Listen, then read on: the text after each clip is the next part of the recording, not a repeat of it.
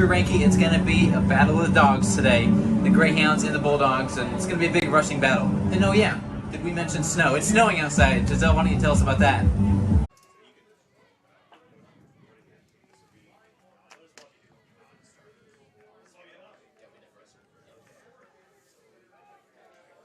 Hey, boys.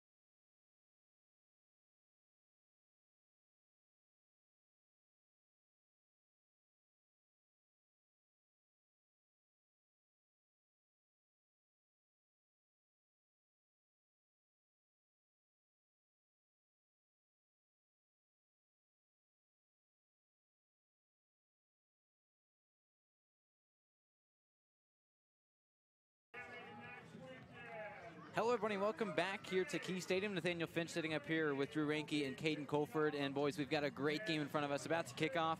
Carter Ward, the kickoff specialist for Indianapolis, going to kick to Truman State first. So we're going to see their offense. Tell me a little bit about what Truman State can do on offense. I think that Truman State is really going to try and pound the rock here today. I mean, Caden and I talked about it before this game started, that the weather conditions are in favor of a running game from both sides. I mean, both teams have a great running game as the game gets underway here.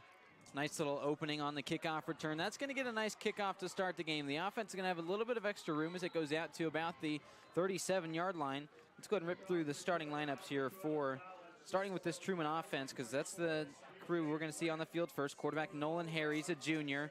And we have running back Shamar Griffin, Tate Crane, Zach Zerwig, the receivers, and the tight end pairing of Matt Hall and Chris Kerr. Remember, this team likes to run the ball, so they like to run two tight end sets quite often. Justin Watson, John Saxbury, Nick Beismeyer, Dane Eggert, and Cody Klingon-Smith. That offensive line from left to right. And we'll see this offensive line in action probably here pretty early as Shamar Griffith in the backfield and ready to get going on a 1st down and 10. It does go a quick toss to the far side. Nice little arm tackle as Cavante Houston makes the first play following that toss out to the tight end Matt Hall. We got a big rushing offense in Truman State, right? But they like to throw the ball to the tight ends. Why do you guys think that is, and how important are they going to be in this game? Matt Hall is a big 6'3", 225 tight end type guy. He's really athletic, so he can go up and get those jump balls when needed. Yeah, and of course they like to have those extra blockers in when they do run the ball, which happens quite often. I'd wager maybe here on the 2nd down and 6. 41-yard lines where the ball's spotted. The defense shows run blitz, and they do just that, and they stop. Look at that. Griffith loses a yard on 2nd down. That'll set up a 3rd and long. And how about this UINDY run defense? This linebacking core of Clay Schulte. Yeah, UINDY's run defense really is one of the best in the GLVC and possibly the country. I mean, they have a big front four up there. Kyle Borsch, Michael Dennison, Dylan Sheldon, Aaron Barnett. I mean, they're one of the best ranked front four in the country. So that pairs well with Truman State's running attack that they have in Shamar Griffith, who is a Harlan Hill candidate. So, I mean, it's going to be a very interesting matchup here today, especially as it gets colder and that the ball gets a lot harder throughout the game. 3rd medium from that 41-yard line. An empty backfield. Pressure's going to come quick, but on a big drop, that's going to make a quick toss and a 1st down. How about this? Out of the backfield. He doesn't just run the ball. Shamar Griffith, his 11th catch of the year. He's got almost 100 yards this season. That's something we didn't really see, or we planned to see coming into this game. A couple passes there early for Truman State. I mean, we all talked about it in our little pregame huddle there that we didn't think there was going to be much passing. We all thought it was just going to be a run game from both sides, and Truman State's proved us wrong here on their first drive. Well, they say styles make fights, and these are two of the top defenses in the GLVC. Truman State does boast #1 in that category, but the Greyhounds have the top offense. I feel like they came in thinking it'd be a run-heavy game, but we'll see if maybe the script flips. As it's from the 49-yard line, a quick pass, open down the field for a catch. Busted coverage. Houston eventually catches up to him, but how about the tight end in Hall? Right there, that's Matt Hall. He's really showing his speed and athleticism. It looks to me like that UINDY defense was not expecting a pass at all, and I think it shocked us three up here too. Yeah, looked like a busted coverage on the back end there by Kiave Guerriere. I mean, he kind of just broke the seam there and ended up open in the backfield. You got to think a better throw from Nolan Hare results in 6. Here's first down from the 28-yard line. A new running back in the game for the Bulldogs, and we'll see for the first time today. 4 receivers set. It'll be a quarterback keeper, though, and how about this? The backup quarterback, Colin Sutton, he's got some wheels on him as he gets that direct snap. His position is a quarterback, but he's really a positionless player. Think Taysom Hill. He likes to run around, do all these different things. This season, he's 3rd on the team in rushing, and he shows off some wheels there with a 7-yard gain. Yeah, 32 carries for 240 yards on the year. So I mean, he's not shy to run from our defense, who's been so stoppable on the run. 2nd down and short. Balls to the 21-yard line, knocking on the door of the red zone. Hare's out of the gun. It'll be a handoff. We'll see what Griffith can do here, and he's upended. How about that? Schulte again with a great play. And we knew coming in that this is going to be a battle in the trenches. I think that's going to be a reoccurring theme all game. Whose big guys are going to win? It's going to come down to a battle of attrition. 3rd and 2. From that 20-yard line. Now on the red zone, but the Greyhounds have a chance to bend but not break. If they can get a stop here, guys, it's a field goal. Yeah, I think that'd be a huge win for the Greyhound defense here to either hold them a field goal or hold them, if they do decide to go for it on 4th down, and start this game off with 0 points given up. A big 3rd and short. Looking to run. Again up the middle, and this time he gets it. How about that? Colin Sutton keeps going and picks up the first down. A couple of big gains back to back. And Sutton really opens up this playbook for the Truman offense. You know, his ability to run really keeps the UINDY defense on their toes. You do imagine when he's in the game, he's going to run the ball, right? He has completed 4 passes on the year, but for the most part, he's going to come in and run the ball around. So you got to just try to find a way to stop him. How do you think they can do that? I think that what we were talking about earlier, their front 4 is going to be pretty huge. And not to mention their linebackers. Their linebackers are some of the best in the country. I mentioned Clay Schulte earlier, so I mean. High snap, look at this. The defense gets in for another tackle for a loss. And they're going to say this ball was fumbled. Did Griffith get on it, or is it Greyhound possession?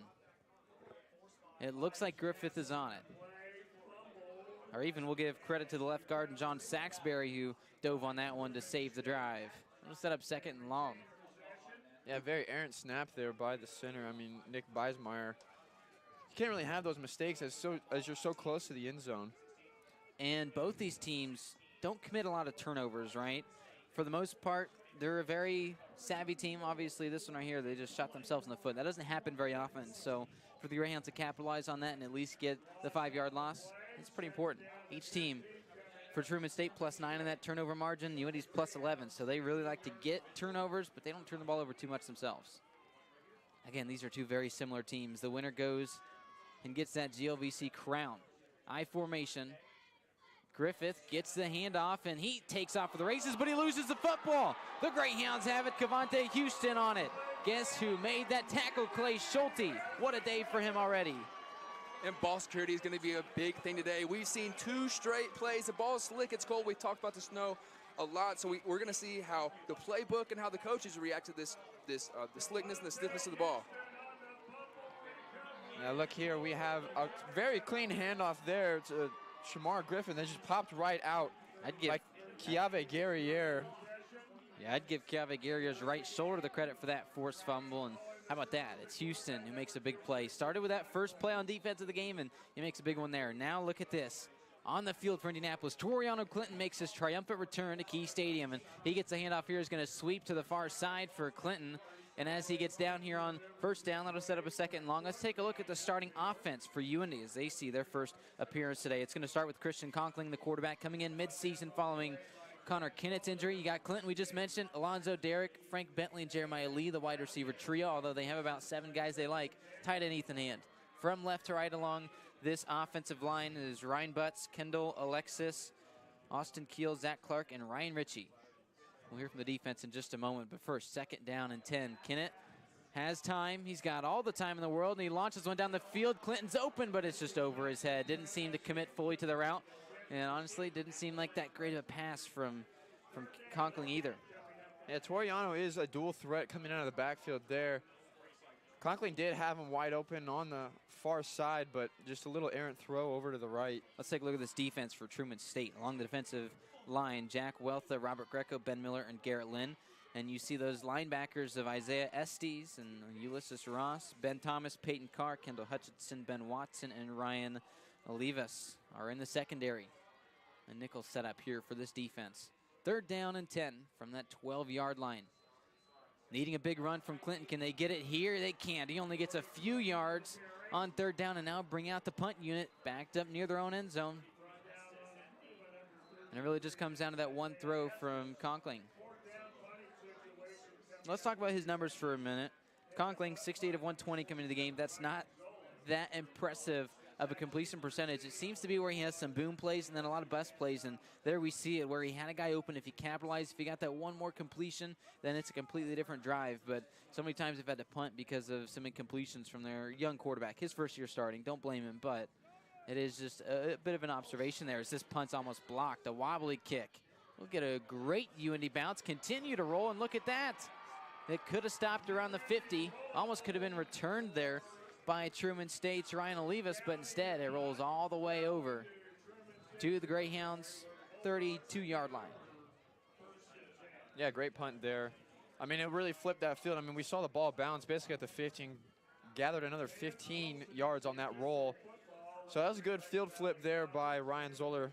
And hopefully the Greyhounds defense will come away with something, give the offense a little bit of a better field position and starting at their own 10. 1st down. Here to start off the drive, 2nd drive of the day after the last one ended in a fumble from Shamar Griffith. He's currently the back. He gets the fake handoff and it's batted down. Kiave Guerriere with a pass defense. That's his 2nd pass defense of the season. And let's stick with Guerriere and the rest of this defensive unit. Let's look at the starting lineups for UINDY's defense. Running room today. This defensive front has looked great for UINDY. Here we see it. They try to go to the left side, but that UINDY front four just collapses on them right there, and they lay down the boom. Lay down the boom indeed. And now big 3rd down. UINDY's offense couldn't convert on their 3rd and long. We'll see how Truman State's offense can do. I mean, Truman State averages almost 50% on the 3rd down conversion rate, so we'll see how, I mean, it's 3rd and long here. We'll see how the UINDY defense plays this by either bringing pressure or dropping back into coverage. That's compared to the Greyhounds' 35% on 3rd down. Again, not too good on those 3rd and long situations. Nolan's going to step up and make a nice play as Hare completes it to his wide receiver, who gets his first catch of the day, and a 1st down for Zach Zerwig. This offense has been able to find those 1st downs when it matters. And their passing has really been there today. Nolan Harris had pretty good pocket presence. His lines give him the time to make the reads and make the throws, and we see Zach Zerwig making the catch there. And Truman State isn't one to really turn the ball over that much. We have seen them turn it over once here today, but only 10 turnovers on the year. So they're averaging about 1 per game, and so they're not going to give the ball up easily. Yeah, UINDY really wanted to capitalize on that last turnover. Here's a 1st down from that 46, looking to run is Sutton, and he gets brought down. How about that?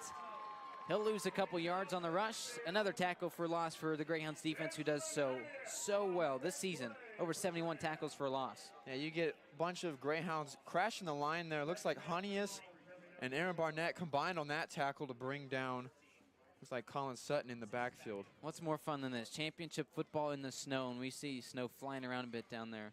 It stopped snowing just before kickoff, so I'm sure the 2 teams are pretty happy with that, but it still doesn't affect the field conditions that there's snow all over the place. Whether it's snowing or not, they're still going to feel that effect. 2nd and long from the 43. Looking to throw, launches it downfield. He's got his tight end open again, but just over the hands of Matt Hall.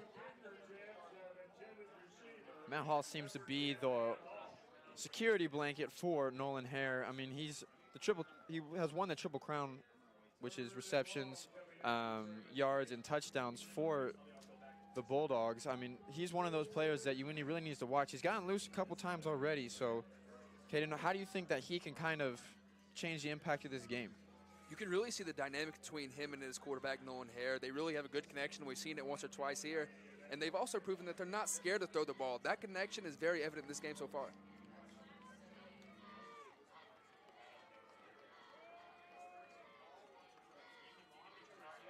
Third and long. Hare stays in the pocket and completes it again. First down again. This offense has done so well on third down, and this is the second tight end, Chris Kerr. This team loves their tight ends, and Kerr gets his 23rd catch of the season. And that was really a nice grab there by Kerr. He had Michael Brown coming across the middle, and he was ready to hit him big, but somehow he secured it. Yeah, you just mentioned previous to that play that they're not afraid to throw the ball, and they've really shown it here in the first quarter. I mean, they've thrown the ball more than they've run it, especially when you have Shamar Griffin in the backfield. They're really becoming a threat here to this UINDY defense. First and 10, 41-yard line. Pistol formation, quick toss, caught, but a quick tackle. How about that one from Mike Brown? Still a complete pass, though, to the wide receiver, and Zach Zerwig. It'll go for about 6 yards.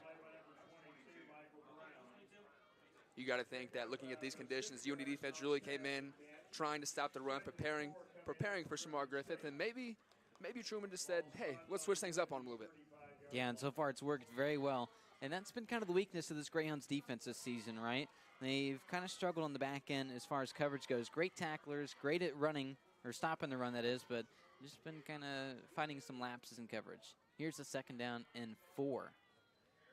Handoff, no, it's a fake handoff, a catch. These quick passes working so well. The tandem of Mavungu and Brown bring down Zerwig. Not after he gets the first down, then move the chains again. It's been a long drive. This offense really doing a good job converting these first downs after first downs. Yeah, that's something that I didn't expect. I don't think any of us really expected Truman State to come down here and throw the ball. I mean, that's something that, when we talked about it earlier, that's something that they don't really do that much. They rely on a run-heavy offense, and here they've come out and proved it's all wrong. From the 30-yard line of the Greyhounds now, knocking on the door of the red zone again. Empty backfield. This after Husky splits out wide, looking to throw. 5-receiver set, has a guy open, caught for a touchdown. How in the world? No, didn't score the touchdown, but he's down at the 1-inch line. What a catch there from Zerwig, my goodness. Sticking his left hand out there and pulling that in, sliding into the end zone, so they won't call it a touchdown, but it was just one heck of a catch there. And the Greyhounds with another lapse in coverage. Guys, what can they do to improve here? They are leaving, well, the way that Truman has set up their offense, they're throwing short, maybe a run here and there, and then they set up the deep ball, and right there we saw that. So we have to recognize this scheme on defense and maybe, counteract. Here we go. First and goal from the 1-yard line. Up the middle, stopped right away by the brick wall that we call the Greyhounds defense. Guerrier gets a stop, along with Hunias and a couple other teammates for the Greyhounds. Really playing that basically goal line off, or defense, getting that huge stop there, not giving up the touchdown, bringing up second down and 3. Well, they do a good job on first down, but it's going to be tough to hold up on 2 more downs from the 1-inch line is where this one started. It's going to be tough for this Greyhounds defense, but as long as this offense keeps going up the middle, I think the Greyhounds have what it takes to stuff them. Tight end in motion, rather the wide receiver in Crane. Faking the handoff, taking himself his hair, faking the throw. He gets to the edge and he scores a touchdown. Nolan Hare with his 3rd rushing touchdown of the season, and the Bulldogs score first.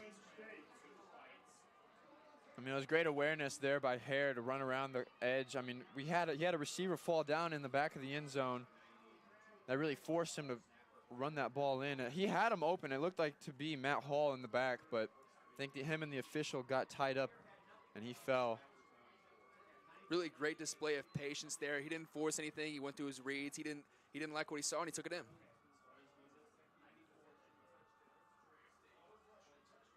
Now we'll see the PAT unit come out, Grant Ross. So far this year, it's been a pretty solid PAT kicker, you could say. 34 of 36, and this one is successful. 7-0 early. Truman State with the lead at Key Stadium here on UINDY TV.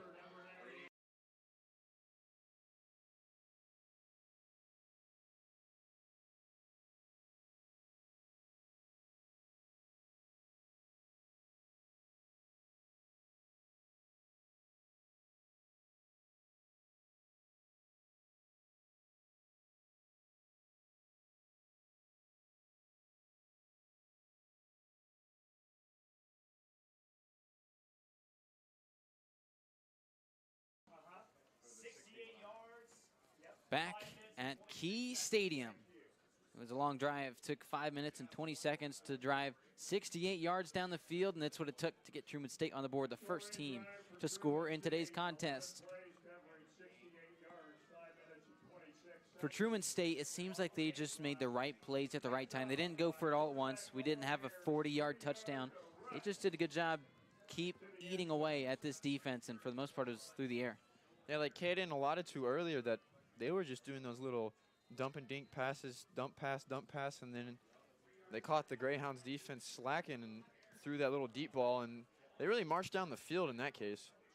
A high short kick. That'll give the Greyhounds and Jaquan Buchanan a chance to grab this one and see if he can get a little return here on the corner, and he does just that all the way out to the 45-yard line. Now the Greyhounds are better set up on offense. Their last drive, not quite the start that they wanted, but here suddenly they have a much better chance. The last drive started at the 14-yard line. This one, obviously, the 45. You love that.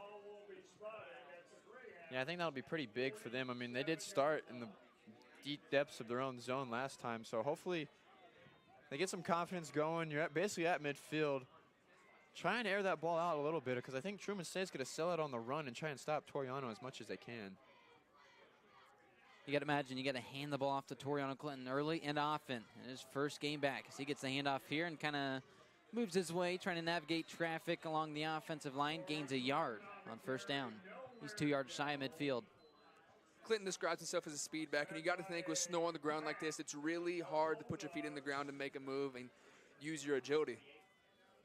I mean, he is the D2 active leader in career rushing yards, so he's not someone to be messed around with or taken lightly in the backfield. Has missed the last 3 games due to that high ankle sprain, but he's back and he's healthy. See what he can do.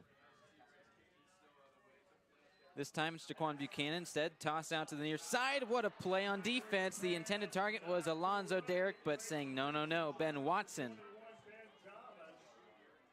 Watson leads the team, or rather second on the team in tackles, and he has one heck of a play there.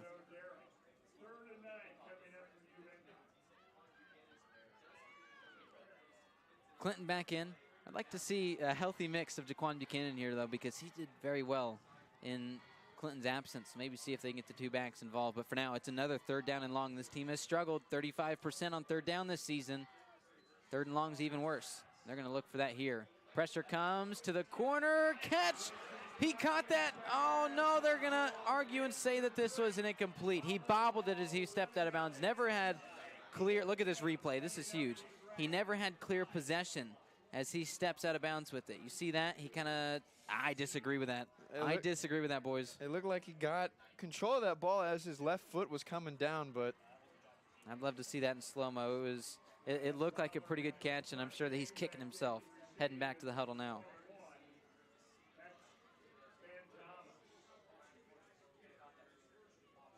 Back to return is Ben Thomas. Of course, last time it was a great role for Ryan Zoller. We'll see if they can replicate that here from midfield.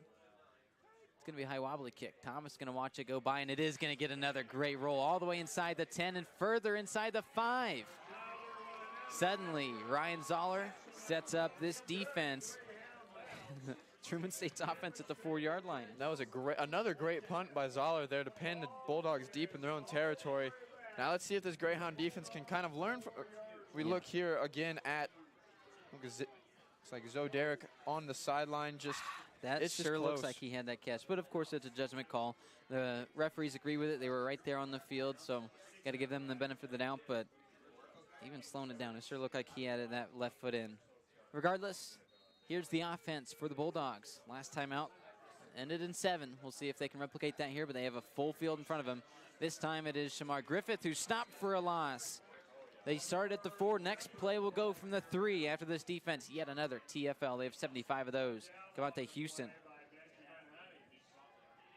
This Greyhound defense really knows how to get behind the line of scrimmage in fast. You mentioned they have 71 tackles for loss on the year. Not to shy away that they have 22 sacks on the year as well. So they know how to get after the running back and the quarterback in the backfield.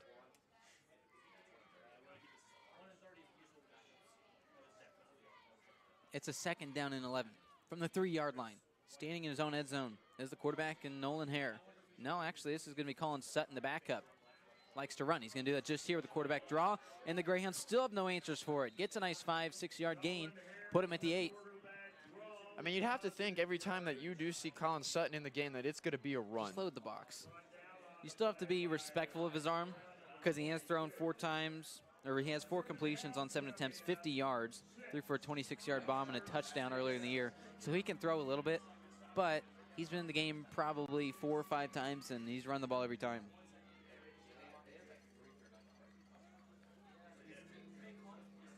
You could almost describe him as a walking play action. 3rd down and 6. I like that. I like that idea. 5 seconds to go, but the play clock's a second behind, so we'll have to see a play here. Hare's going to look to throw. Quick toss, caught on the run. It's Zervig with another catch, but he's short. Bring out the punt team on 4th down and 1, and we'll see what happens next here on UINDY TV.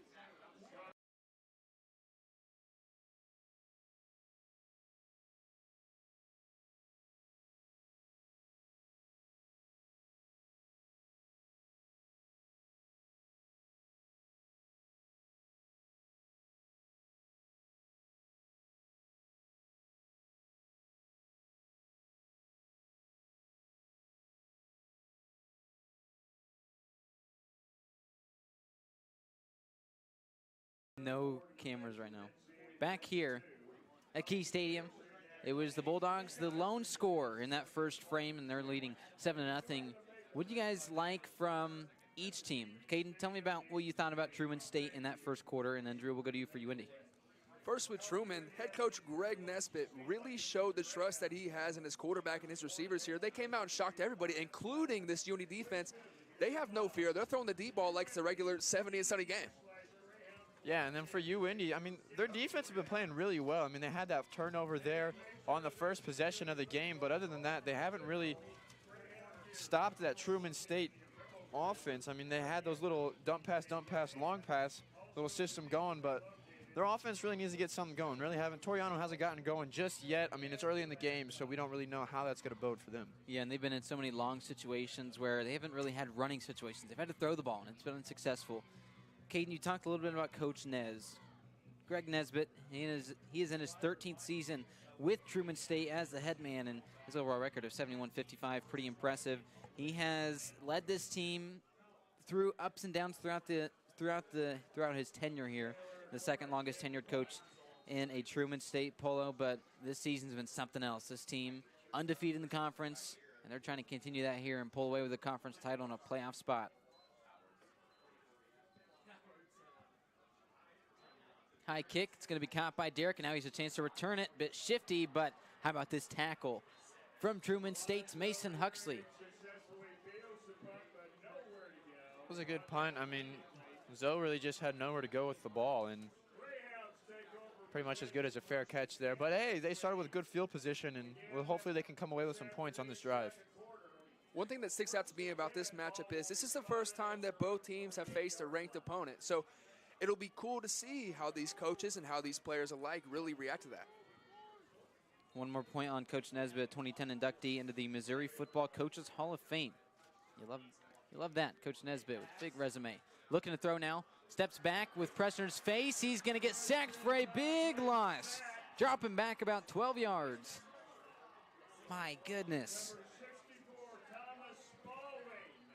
And look here, just 2 guys rolling over Conkling. We saw 2 different Bulldogs there, one of which was Logan Spalding. And looked like to be Ben Miller also in on that tackle. For Miller, that is his 2nd sack of the season, and Spalding is his 2nd as well. Handoff up the middle, but right away the arm tackle brings down Clinton.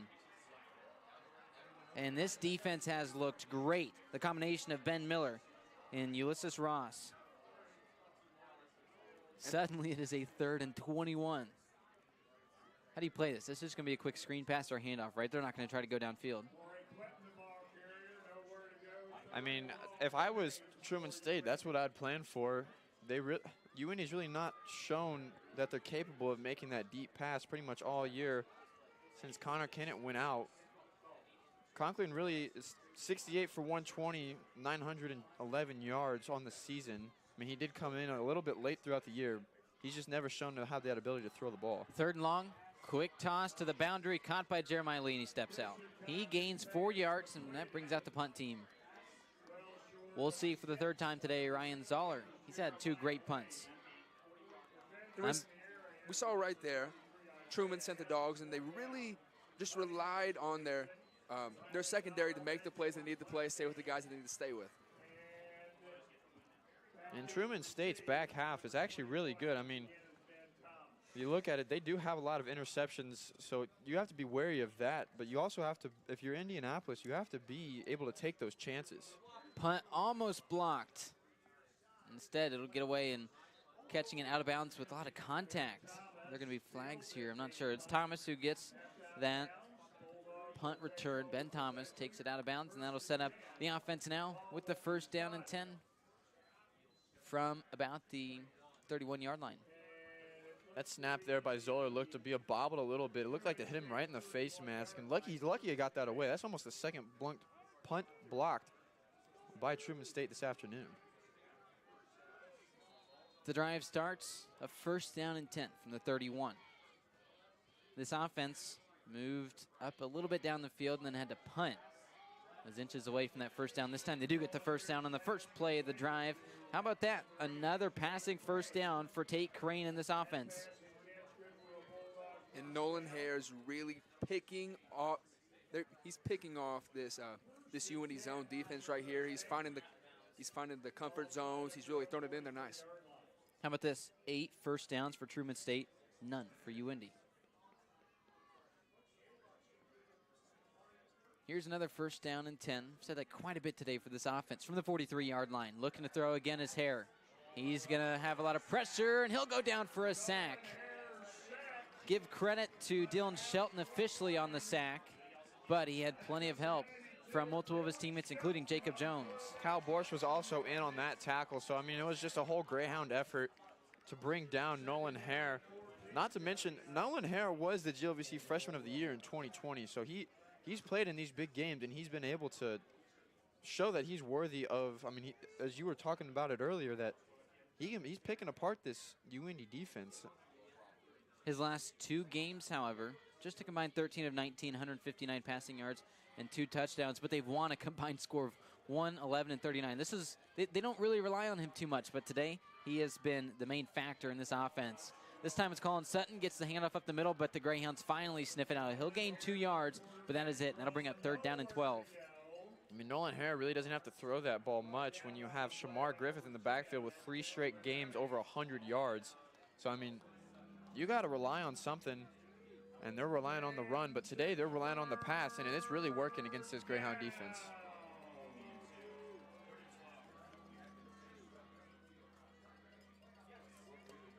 Third and long. This Greyhounds defense has played well at times at 3rd down, but other times, Hare, like we mentioned, has just been able to pick apart this secondary. Let's see what happens here. 3rd down and 12. 41-yard line. Looking to throw. Steps up in the pocket, launches it incomplete. Greyhounds defense makes the stop, bring out the punt team again. Taylor Cornish for Truman, starting to make his way onto the field. I think UINDY really needs to throw pressure in Nolan Hare's way. We saw right there, that pass was incomplete, but Hall was open anyways.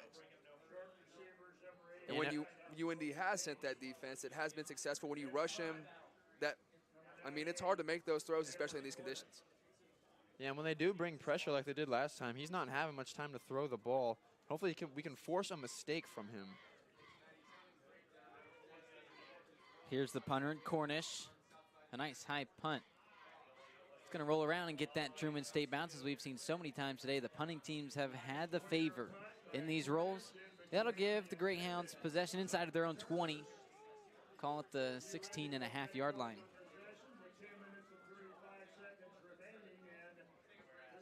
Let's see if UINDY can put something together here. I mean, Toriano's really been held in check. He has 3 carries for 3 yards, so nothing has really been going for him. In the passing game, it hasn't really been going either. Conkling's 1 for 4 for 3 yards, so we have a grand total of 6 yards on offense for the Greyhounds. They haven't really put together a drive yet. Conkling's been sacked once. That's what stalled the last drive. McNeil's in motion. Clinton, the running back. You need to hand it to him here. And they'll do just that, a sweep to the near side. He tries to bust through a few arm tackles, but this defense is just that good. Clinton gets 2 yards on first down. And for Truman State, a testament to how good this defense is. They're just completely shutting down Indianapolis' offense. And UIND's tried to go up the middle, they tried to go around both sides, but you can see this Truman defense is really dialed in on Toriano Clinton. He's going nowhere. UIND owns the 8-1 all-time record against Truman. However, they played last season. UIND won, but it was a nail-biter. I'll tell you about that here in just a few moments after the second down and 8 from the 19-yard line. Quick pass, trying to slip through a couple tackles is Alonzo Derrick, but getting the tackle eventually is Ben Watson. So he'll be just a couple yards shy of the mark.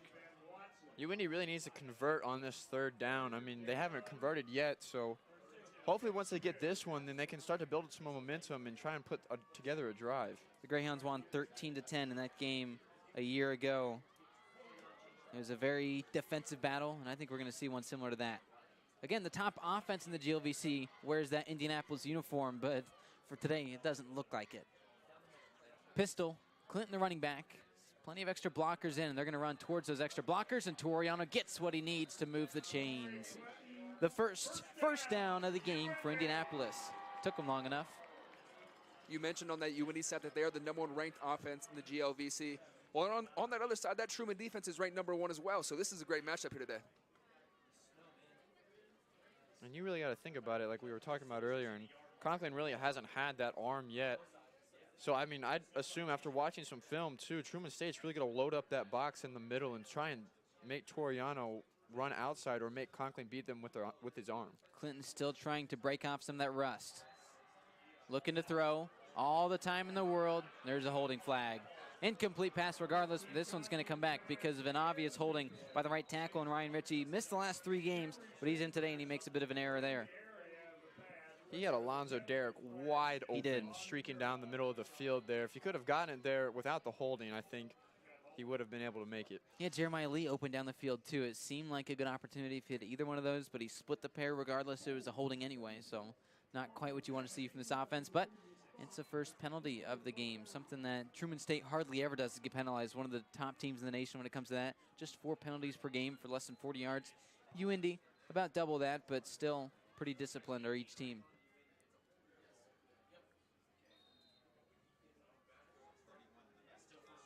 Now first down, but 20 yards to go to the line to gain. They're at the 18-yard line. Lenny Bennett sees his first action today. Hand the tight end in motion. Now Lee's in motion. I like the sweep to Jeremiah Lee. He tries to split through some traffic, gets hit hard, but he is able to push forward for not a bad gain on first down, right? A gain of 6. And the traditional run game really hasn't been going on for UIND today, so they bust open the playbook, they flip a few pages, and then find that one. Yeah, that's something they got to kind of get creative with their running. I mean, they can't really rely, like you said, on the traditional run game, hand the ball off up the middle. I mean, that had a chance to go. He just kind of got his feet caught up there as he tried to split the defenders. 2 top 20 teams in the nation. This matchup couldn't have been more perfect. And so far, it's been a gritty game. Second down and 13. 25-yard line, quick toss, caught, and Derrick brought down right away. These are some quick passes, but when it only gets you 2 yards, it's not quite as productive as what you hope, especially because they had a receiver in Lee open in the flat. They should try and take a play from Truman State's playbook and use those little dump down passes to get yards and try and get first downs. I mean, it's really working for the Bulldogs. I'd like to see UIND kind of incorporate that into their offense and instead of trying to take those shots downfield or just hand the ball off to Toriano up the middle. Lee and Derrick, the short, speedy receivers on the far side of that line, and Frank Bentley, the quick guy, standing at the bottom of your screen. Out of the pistol, third down and 11 from the 27, needing a big play here. They're going to hand it off, no, fake the handoff. Pressure comes, and it's another sack. This defense gets home for a second time today. And how about that? We saw 2 players for Truman State get in the backfield, Alec DeVecchi being one of them. It looked like Ryan Ritchie was beat there on the right side, and Christian Conklin saw that coming and he had nowhere to go with the ball, so better to take that than give up a turnover. Ulysses Ross gets the other sack, his 3rd of the season, and for Indianapolis, just yet another error. They're not able to, they're not looking too good on offense right now. And it's coming off of a 48-point performance against William Jewell, so it's kind of surprising. Granted, you could say the level of competition a bit different between Truman and William Jewell, but regardless, here's the punt that goes to midfield. That's where the drive is going to start for Truman State. Ben Thomas takes a few big hits, but he'll start at the 50 now. We saw that entire drive. Truman was in Conkling's face that entire drive. They may not have gotten to him until the very last play, but forcing him to go through reads the way he just wasn't making the right decisions. He had receivers open downfield, but when he would check it down, the DBs got there, they're ball hawks, and they made the tackle, which eventually led to a failed third down conversion. Hare's coming out for this offense with Shamar Griffith. A 3-receiver set with a wing back. That tight end type on the right side of the line. Faking the handoff, looking to throw, plenty of time, and it's batted down incomplete. Almost intercepted as making chase was Kyle Borski, but an incomplete pass. Another pass defense looked pretty good from this defensive line. Yeah, Dylan Shelton got his hands up there and put that one back to the ground. He almost tipped it right into one of the UINDY's defensive players' hands, so that would have been a huge defensive stop if that would have happened. Instead, it's 2nd down and 10 from this 50. You can see about half of the flying eye in midfield. The snow's starting to melt as the players are running around. Now just creating a wet field surface, of course, on the artificial turf. UINDY's turf has lasted about 7 years or so. Here's a 2nd and 10. Up by a touchdown, trying to increase that here is a defensive stop. How about Kyle Borski getting his 19th tackle, 3rd for a loss, and Griffith finds a loss of 1.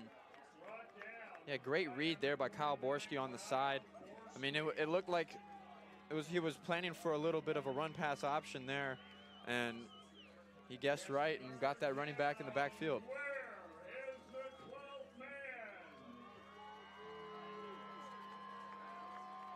Senior day at Key Stadium. Let's see if any of these seniors can make a play on 3rd down and 11 from the 49-yard line. Getting towards the latter half of this 2nd quarter. Hare's going to look to throw this one, I'm sure. Sure enough. However, pressure comes. Raudebush gets in the backfield. It is incomplete. How about that defensive play on all 3 levels? It was Brandon Thomas with the pass defense, and KJ Raudebush got in the backfield for the quarterback hurry. And we saw that entire possession, that entire drive, UINDY sent a blitz every single time. And putting that pressure on Truman, if they want to pass like they do, putting that pressure on Hare really makes him go through his reads faster. And we see when the pocket collapses around him, his decision-making is not as good. What they did there, UINDY's defense threw a little bit of a linebacker spy on the quarterback so he couldn't run. And that's what they did to cut away on those underneath routes. I mean, Jalen Wilson, number 41, really tried to almost pick that ball off there. Cornish's punt goes a little short, but it gets that great bounce. It's going to be muffed. The ball's on the ground. The Greyhounds appear to have gotten back on it. This is going to be an interesting one, and it is Greyhounds ball. However, crisis averted, but that's still a bit of a scary moment for Indianapolis, and Derek Muff, the punt, maybe we might see him just let those ones roll. And, of course, it's getting such good rolls for the punt team that you hate to do that, but it's also would have been a disaster if suddenly it's a turnover at the 11-yard line. Yeah, that was a really risky play there. He couldn't really make up his mind if he wanted to let it roll or he wanted to pick it up. And it kind of just bounced right into his hands, and then he looked like he was off guard trying to catch that. The drive starts on a 1st and 10. And running back is Jaquan Buchanan out of the pistol formation. It'll be a handoff to him. He'll run up the middle, tries to bounce it out, and nothing there. This defense holds steady, only a gain of 1.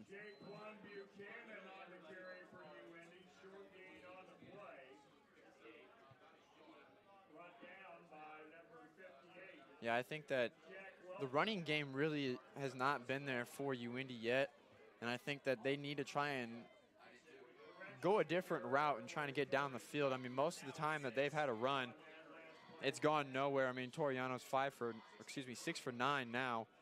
There's just nothing going there on that running game. Clinton, the running back, McNeilson motion, 2nd down and 9, 12-yard line. Quick toss. It's caught by the tight end McNeilson, but he's chopped down right away. What an open field tackle by Truman State's Ben Thomas. However, they're going to say he's incomplete. It looks like Truman thought it was a fumble forced right here when he dropped the ball with number 4 they're picked going the to ball say up. they're going to say never had possession. I think that was a good replay to show that that was the case. Incomplete pass. Wouldn't have been enough anyway for a first down, but either way, it would have been yards. It does look like McNeilis is on the ground. He did get shot pretty hard on the knees, so we'll go ahead and step aside, return momentarily here on UINDY TV.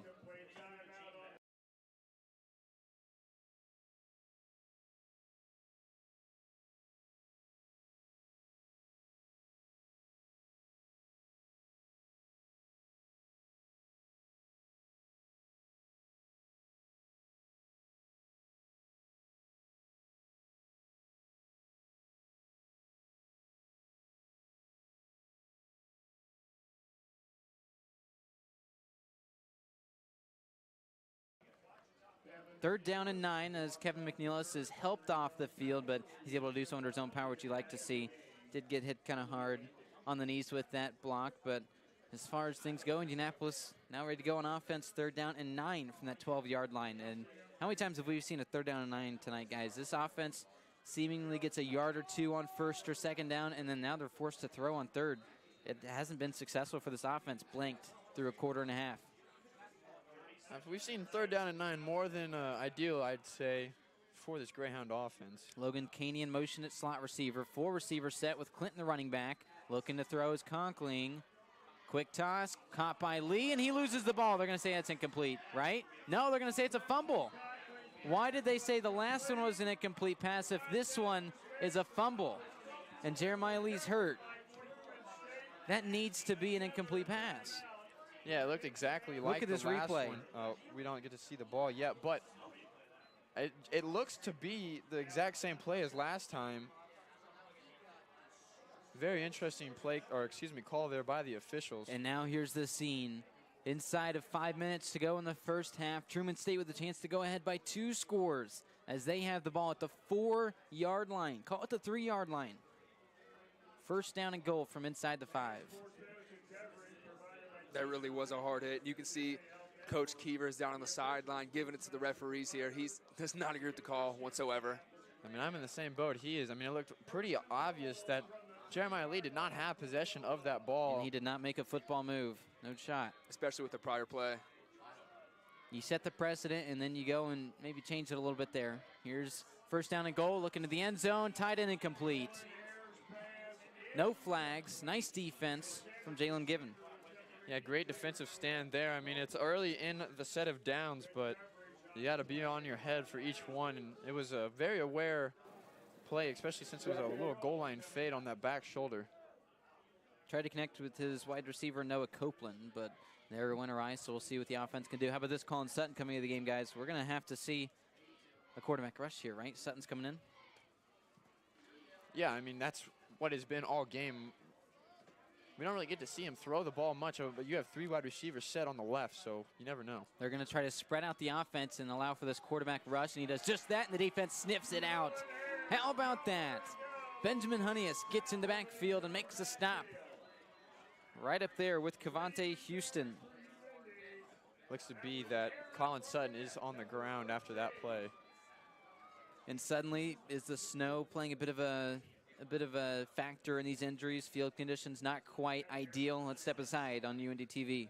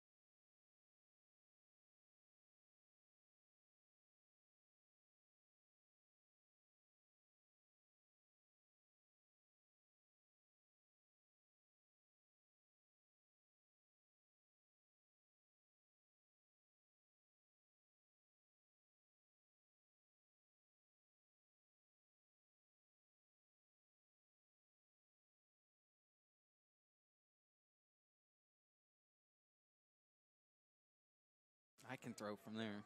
Back here at Key Stadium, as we saw an injury on the previous play Colin Sutton is helped off the field a little bit more gingerly than what Kevin McNeil's was. McNeil's still getting looked on by the training staff as he's getting a bit of a knee brace put on his left knee is McNeil's. But for Sutton, he's helped off the field. You hate to see that. Regardless, here's 3rd down and goal from inside the 10. Rolling out, Hare can take it himself. He gets his 2nd rushing touchdown of the game. Nolan Hare can run it too. Just like you said, the 2nd of the game, and he's really putting on a clinic here. His decision-making has been really solid. When the pocket collapses on him, he's not really forcing anything, at least not to an extent that's hurt the team, and that's his 2nd rushing touchdown. It is the GLVC title game, not officially, but obviously these teams coming in 5-0. The winner gets that title, and it's just been Truman State playing a lot better. And even there, when it looked like the Greyhounds could make it stop on 3rd down, they covered well. Their coverage finally held up well, but it was Hare who made a great read and rolled out and made an even better dive to the pylon. The PAT is successful by Grant Ross, and with that, the score increased to 14-0. The Bulldogs with the big lead over the Hounds. Let's see if the Greyhounds can respond inside of 4 minutes after this on UINDY TV.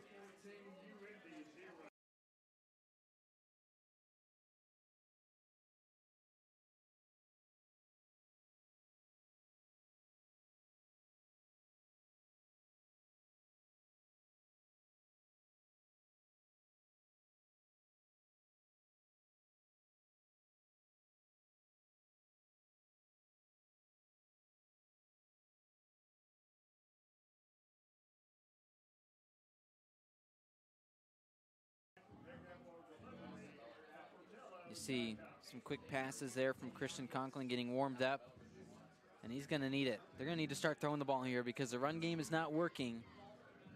It'll be interesting to see how this offense can operate. They need to get some points before half to try and get back into this game. I mean, down 14 isn't the worst thing, but it's not ideal, especially if they go into halftime here with 3:54 remaining. You got to kind of be worried if you're Coach Chris Keevers that the offense has generated nothing going into half. A high short kick end over end picked up on the run by Buchanan, and he shades a couple blocks before he's brought down a yard shy of the 35. That's where the drive's going to start.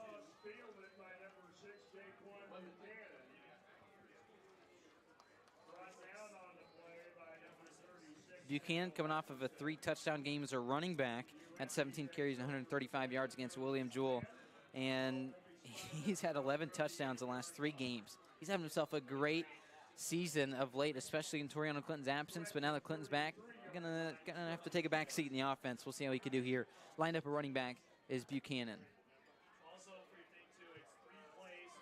Shotgun formation. 1st and 10 from that 33. Sweep, trying to cut it back upfield, and that's where he's chased from behind and brought down by Garrett Lynn.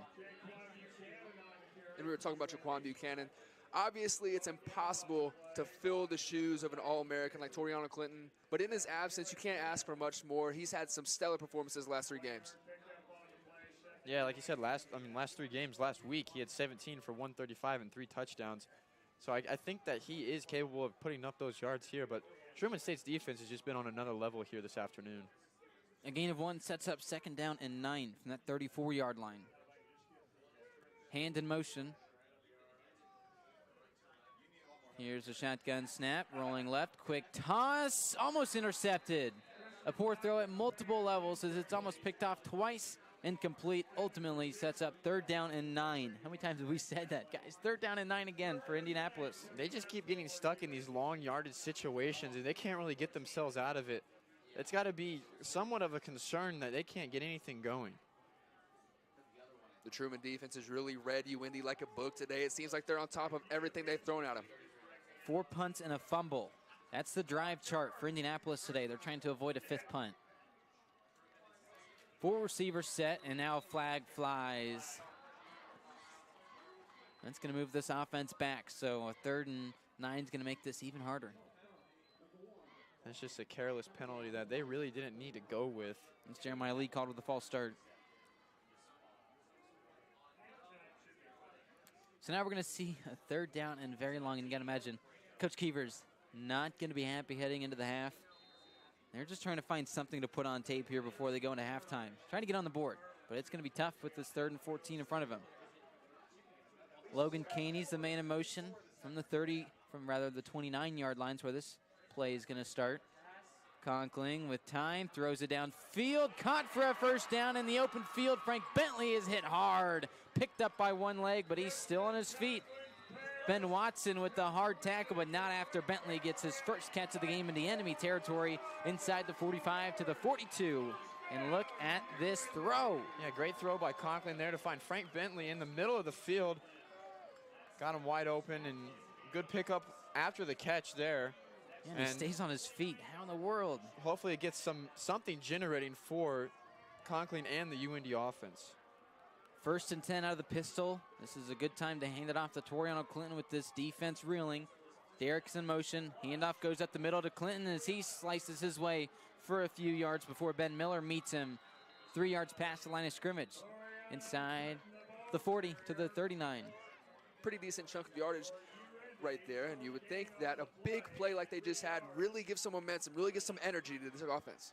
I'd agree, and I think that it's going to give them a spark moving forward here. I mean, that's the first big play, really the first play that they've had that has gained positive yards, and hopefully they can get something clicking. Spread formation, shotgun. Buchanan's the running back. Looking to throw. 2nd and long, over the middle of the field, incomplete. A great play on defense by Ben Thomas. Incomplete pass intended for Alonzo Derrick. 3rd down and 7 from the 39. I mean, Thomas comes in with the most pass breakups on this back half, so he's not one to really be tested, but Conklin's starting to find his rhythm. He found an open receiver right there in Jeremiah Lee, but just great defense there from Truman State. It's now 3rd down and 7, Caden. What do you think we see here? In enemy territory now. 4-down territory, I'd say. In enemy territory, I don't think you can be conservative here. I think you have to go for it, get some points on the board before the half. Split formation again, 2 receivers to each side. At the top, they're staggered, looking to throw. Conkling with time, throws it to the end zone. Open is Caney, touchdown Indianapolis. No, it's incomplete. He caught it, he slid, and then he lost possession. Logan Caney kicking himself. He was open, and the throw was beautiful. It was a great throw by Conkling here. Even took a hit after the throw. Beautiful throw. It just hits him right in the hands. Just couldn't hang on through the catch. Very unfortunate for the Greyhounds. And that is tough because how cold it is. It's hard to catch anything. It's hard to even keep, it's hard to feel your hands right now. So when you're streaking down the field like that, you can understand why he was unable to haul that one in. But man, that's one you got to have in this juncture of the game. This important of a game. Maybe one of the most important regular season contests in the history of each program. Picked up just barely by Ben Thomas. The drive will start with 1:38 at the 12-yard line. That's next here on UINDY TV.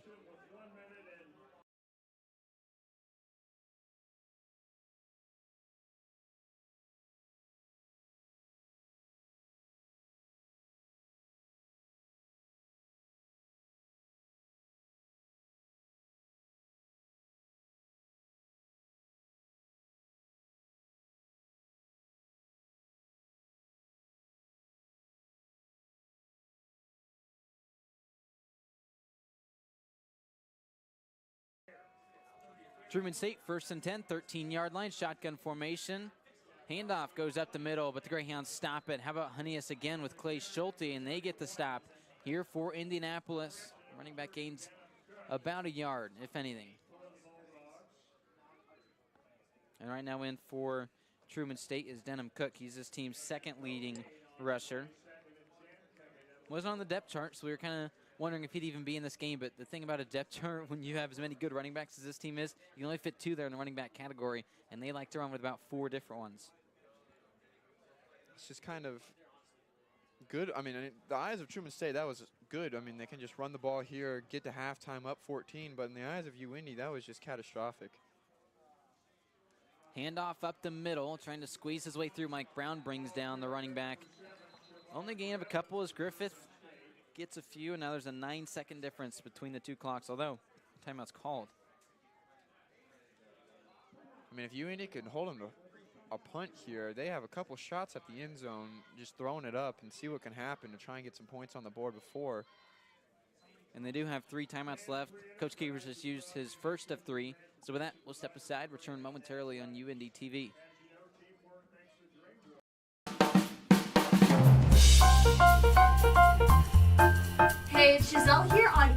88.7 WICR.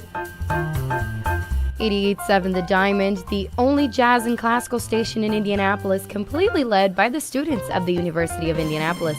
Listen to us on iHeartRadio, TuneIn app, FM radio, HD radios, or even on our website at wicronline.org, a different kind of public radio. 3rd down and 9 from the 14-yard line.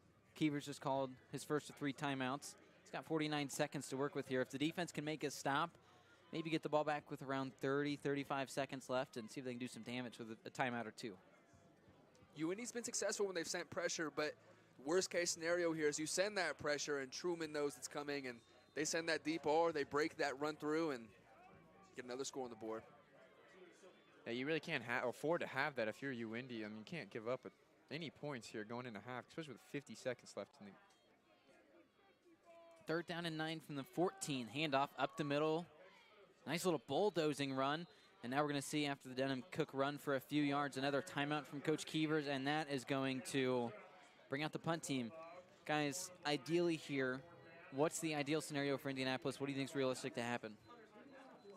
Well, a good return would be nice, but after that, they have to be aggressive. The play calling is going to be aggressive. We haven't seen a lot of deep balls today, and, well, we saw the mishap that last drive, but I think they have to go back to it here. I mean, I think that's your best shot at putting quick points on the board. I mean, if they get a return and they just fair catch it, and they do end up getting good field position, I mean, you're going to have the ball with 1 timeout and probably about like 38 seconds left in the half. So, I mean, they have plenty of time to move the ball downfield. It's just if they're able to do that. I mean, we saw in that last possession where they moved the ball pretty well, but that's the first time all game, and it took them almost 2 quarters to figure that out. So let's see if they can do something here. And they have a timeout to work with, too, which helps. The Greyhounds are going to have 2 punt returners back. Alonzo Derrick standing around his own 42, and Logan Caney at the Truman State, let's say 44-yard line. So they're split around 10 yards apart from each other. Caney, of course, with the Butterfingers on the last drive. So you got to wonder, maybe a fair catch is the best way to go here. But regardless, we'll see what happens with this punt from Taylor Cornish. It is a deep punt. Having to step back is Derrick, but he fields it, and now he's got some chance. Did Cornish outkick his coverage? No, not when he's got a guy as good as Ben Watson and Ben Thomas to make that play. That was a booming kick there, and I don't think the returning squad was expecting any of that, especially in these conditions. That really was a big lift for this Truman team. Sure enough, between 30 and 35 seconds, as we'd said earlier, this offense has to work with 1 timeout to go. What do you think we see here on this drive? I'm expecting what they did last time, and they have that. They'll try and get something going underneath the little linebackers here, but if they can send a guy deep into the middle of the field, but what you don't want to do is, since you only have 1 timeout, and grab that big play, but I don't think they should run the ball here, especially since they haven't gotten anything going all night. 4 receivers set, everyone's streaking downfield. Caney's underneath, everyone else standing with plenty of time. Conkling rolls out, and he throws it out of bounds to his running back, and that's Alonzo Derrick who gets the reception, steps out after a gain of 6. So take 10 seconds off the clock, gain a few yards, and try this again. Out of bounds did stop the clock. And I think UINDY needs to continue to attack the sidelines here in order to play the clock right. I saw a lot of routes going over the middle. Maybe Keevers wanted to utilize that first time out after that play. Derrick leads the team in receptions on the season and today. 3 today. So far on the year, he's got 41. Looking to throw. More streaks. Throwing downfield. He's got Caney, incomplete. Almost intercepted as Caney just kind of sat and didn't seem to be too aggressive. Ryan Olivas trying to go up and make this play. And look here, just kind of you want a little bit more from Logan Caney. Yeah, the ball was thrown in somewhat of a good position. If Caney would have grabbed that in stride, headed back towards the middle of the field. Especially with Olivas diving like that, he could have definitely dusted him. He could have picked up a few more yards after the catch there. 17 seconds in half number 1. 3rd and 5. Looking to throw downfield, caught, and now get down and call the timeout. There's going to be 9 seconds on the clock here for this final play as the timeout is called from Coach Keevers. And we'll see inside the 40 now, a chance at points after this here on UINDY TV.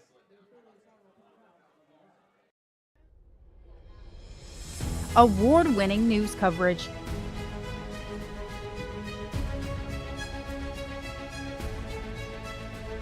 Brought to you by ethical journalists that care about you.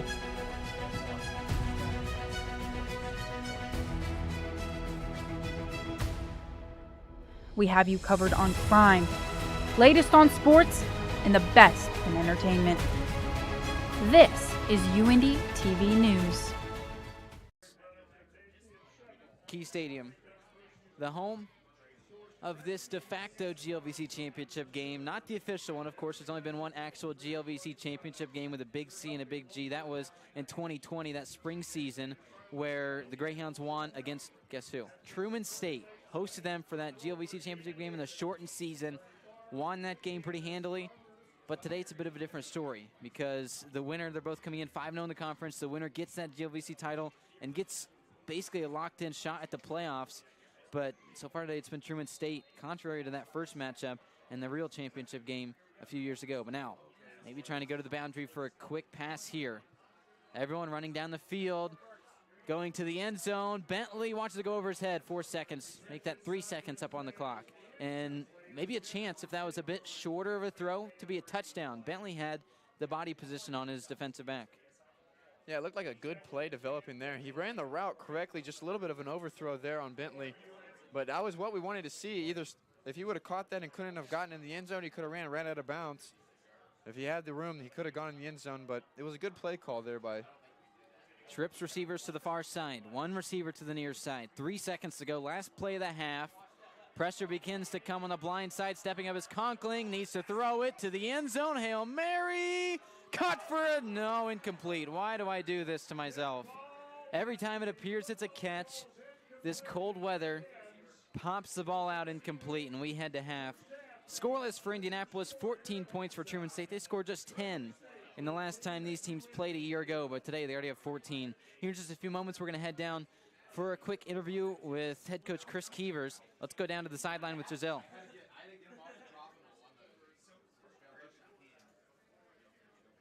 Chris Keevers, coach, what are you guys going to change in the second half to improve the run game? We got to get going. We got to make some adjustments. You know, I'm a defensive coach, but we'll get in different formations. We got to get Torrey going. That's it, to give our quarterback some help. I mean, we get the run game going and help our pass game. But right now, we don't have a run game, and they're just teeing off on us. And coach, what are you going to change defensively to stop Truman's offense? You know, we're playing pretty well on defense. We just, we gave up 2 scramble touchdowns, 1 short field, but we've got to get some turnovers. We've got to help our offense, and we got to stop in the run and get them to long pass plays.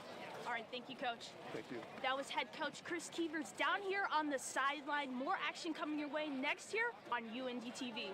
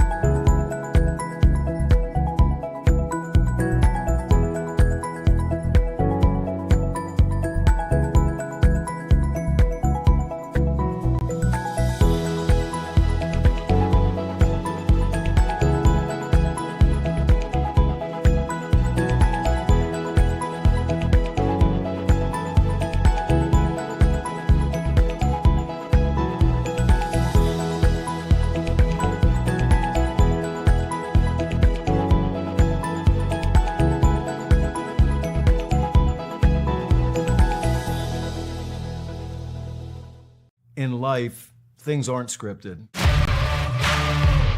If you're an athlete, we need people like you and translate those skills to officiating. You can get a lot out of it.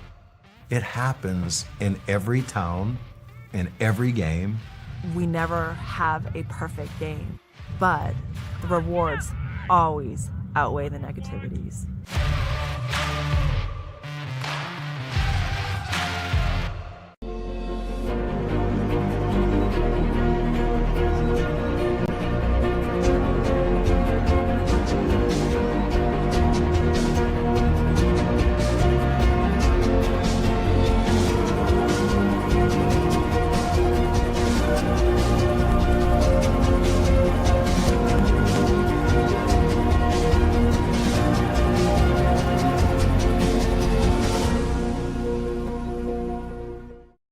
Across divisions, sports, championships, and schools for nearly 500,000 student athletes. College sports create lifelong opportunity, and that starts with education.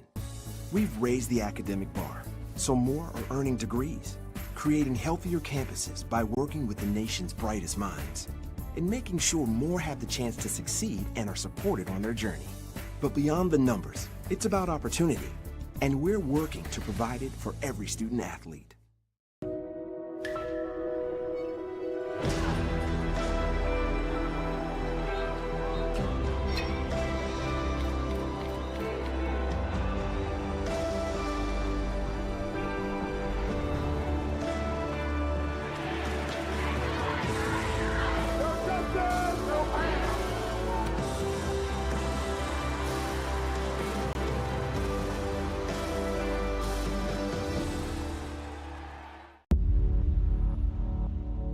To them, the whole world looks like an opportunity, one to be seized, built upon, and made better for their sport and the people around it. To student athletes, every opportunity is a chance to change what could be and show the world what opportunity can do.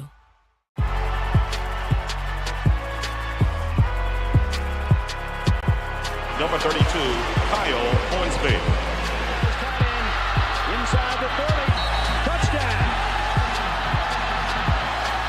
Michaela Burgess. An incredible finish by Holmes. The NCAA and its member schools offer nearly 500,000 college athletes a path to go pro in something other than sports. Learn more at ncaa.org. I pledge.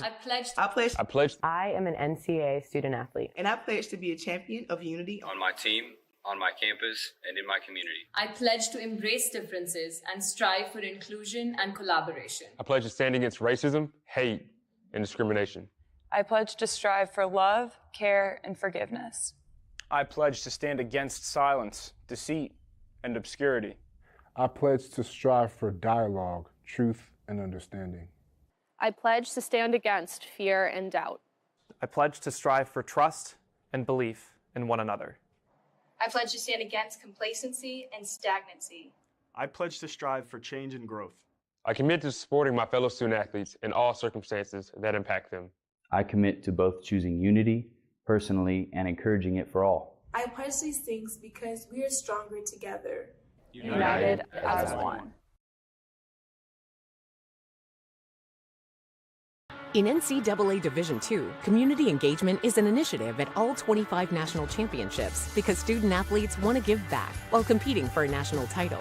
Over the course of the year, Division II student athletes have an opportunity to leave a lasting impression in local communities throughout the country. Whether Division II student athletes are volunteering at hospitals, schools, after-school care programs, foster homes, or retirement villages, they make a difference in the lives of others. In Division II, we rise to the opportunity and make community engagement ours. In NCAA Division II, student athletes leave a lasting impression on their communities. That's because Division II student athletes want to make a difference and truly be part of their surrounding communities. Through community engagement, thousands of student athletes from various backgrounds interact with community members who view them as role models. This interaction leaves a positive and perhaps even life-changing impression on all those involved. In Division II, we rise to the opportunity and make community engagement ours.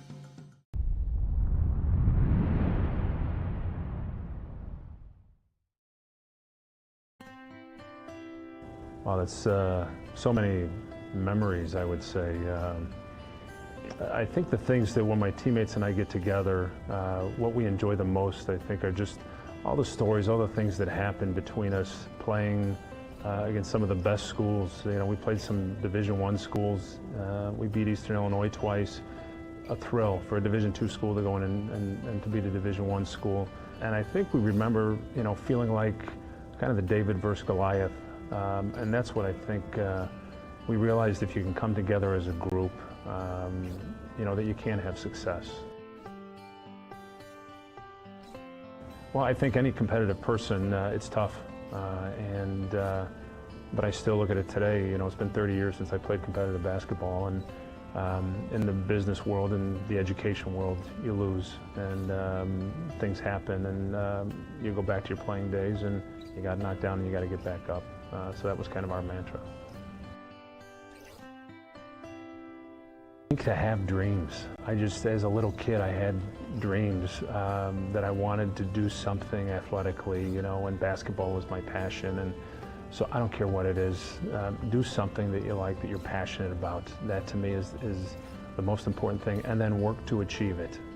And if you work hard enough at it, I think your dreams can come true, even when people tell you it'll never happen. And that to me was kind of the David versus Goliath thing. Yeah, and it's a cliche, but I do think life is a game. Life is a competition. And I think I was prepared because I competed in college, and I say the same thing to people. You kind of those same attributes. You have to work hard, you have to practice what you want to do, and you have to believe in yourself, and you have to have those dreams, and you put that package together, and I think it's a pretty good package for success. Hi, I'm Larry Tucker. I'm a former NCAA student athlete from Lewis University.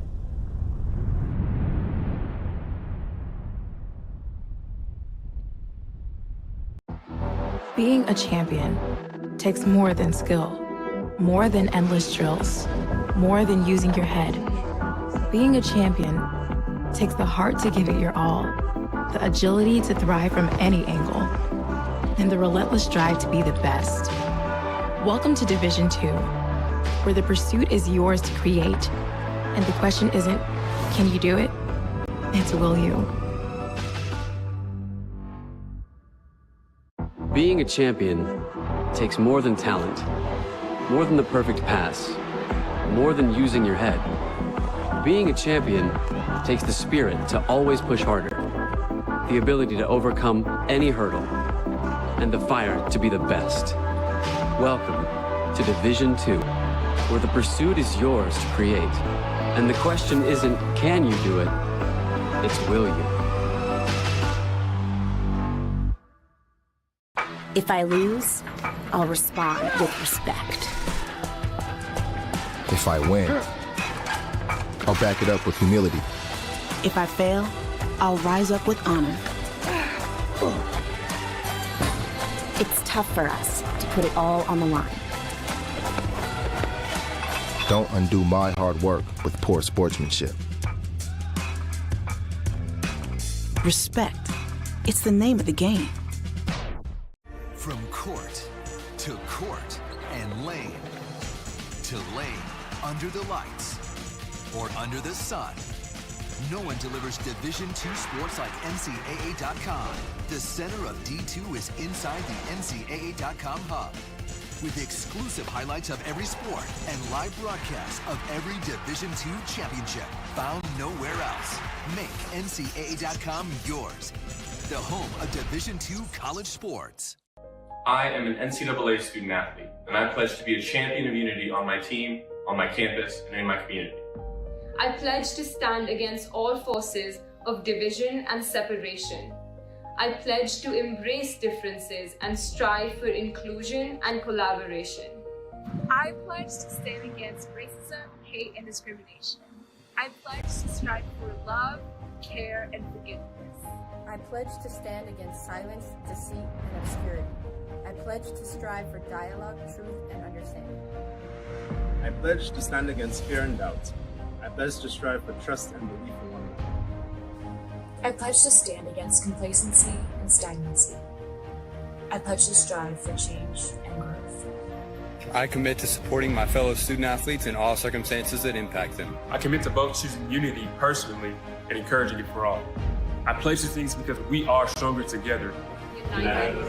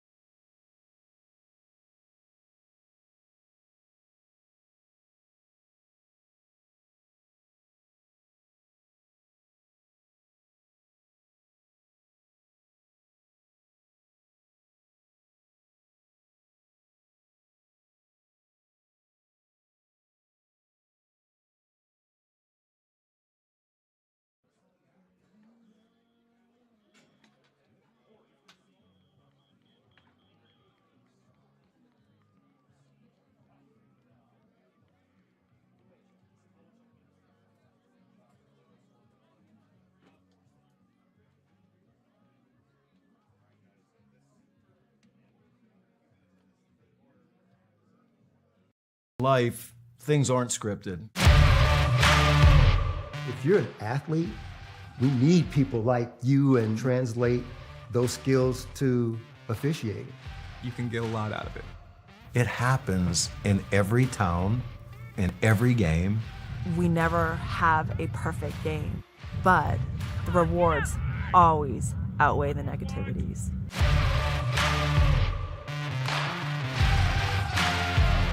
I got it. I'm good.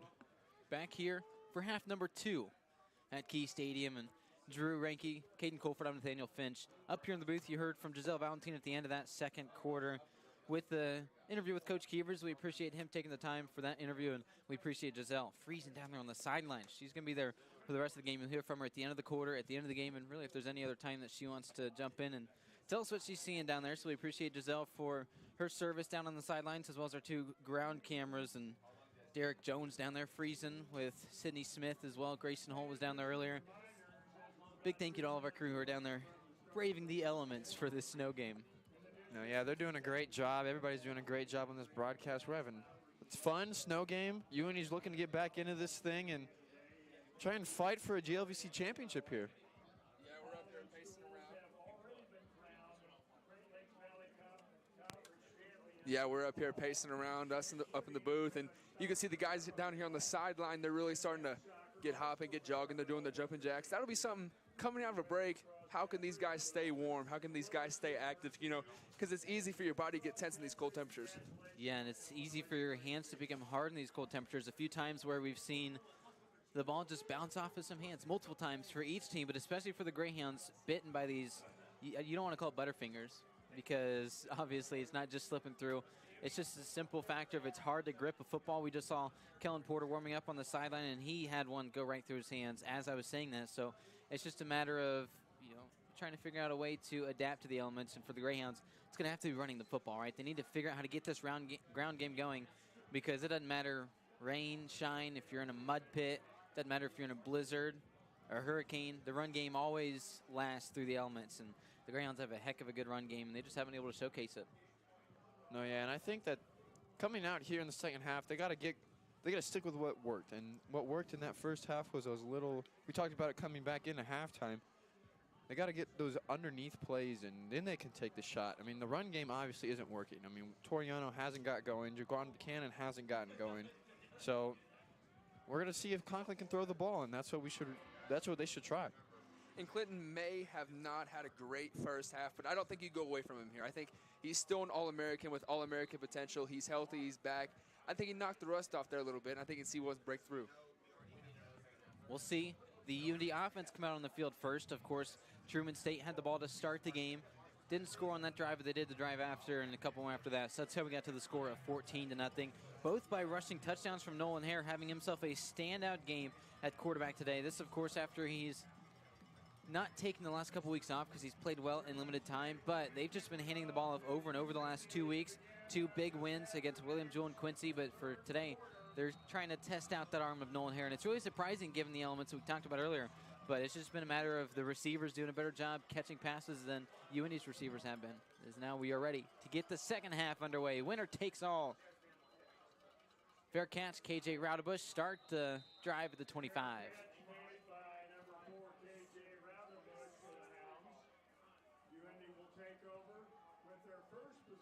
And this is good field position coming out of the half for the Greyhounds. I mean, they're not backed up in their own end, but it's just something where they can come out and make a drive out of it. I mean, starting at their own 26.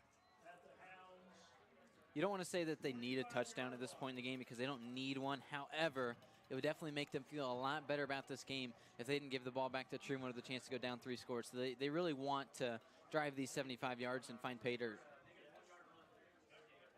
2 running backs in the backfield, one of which is Jeremiah Lee, but they're going to throw out of the formation. They've got some guys open too. Quick toss, caught by Jeremiah Lee, came out of the backfield, went up the seam, and he moves the chains. A nice gain of 20 yards on first down, get him to the 45. Really great way to bounce back here. You really just have to flush that first half. We see the first play coming out of it, you have Conklin. Conklin drops back and he throws a dot right down the middle. Those have been his best throws, right? Right over the head of a few defenders, but straight down up the seam in the middle of the field. He's had a few good throws like that. One to Frank Bentley earlier. Alonzo Derrick had one, and Jeremiah Lee gets one there.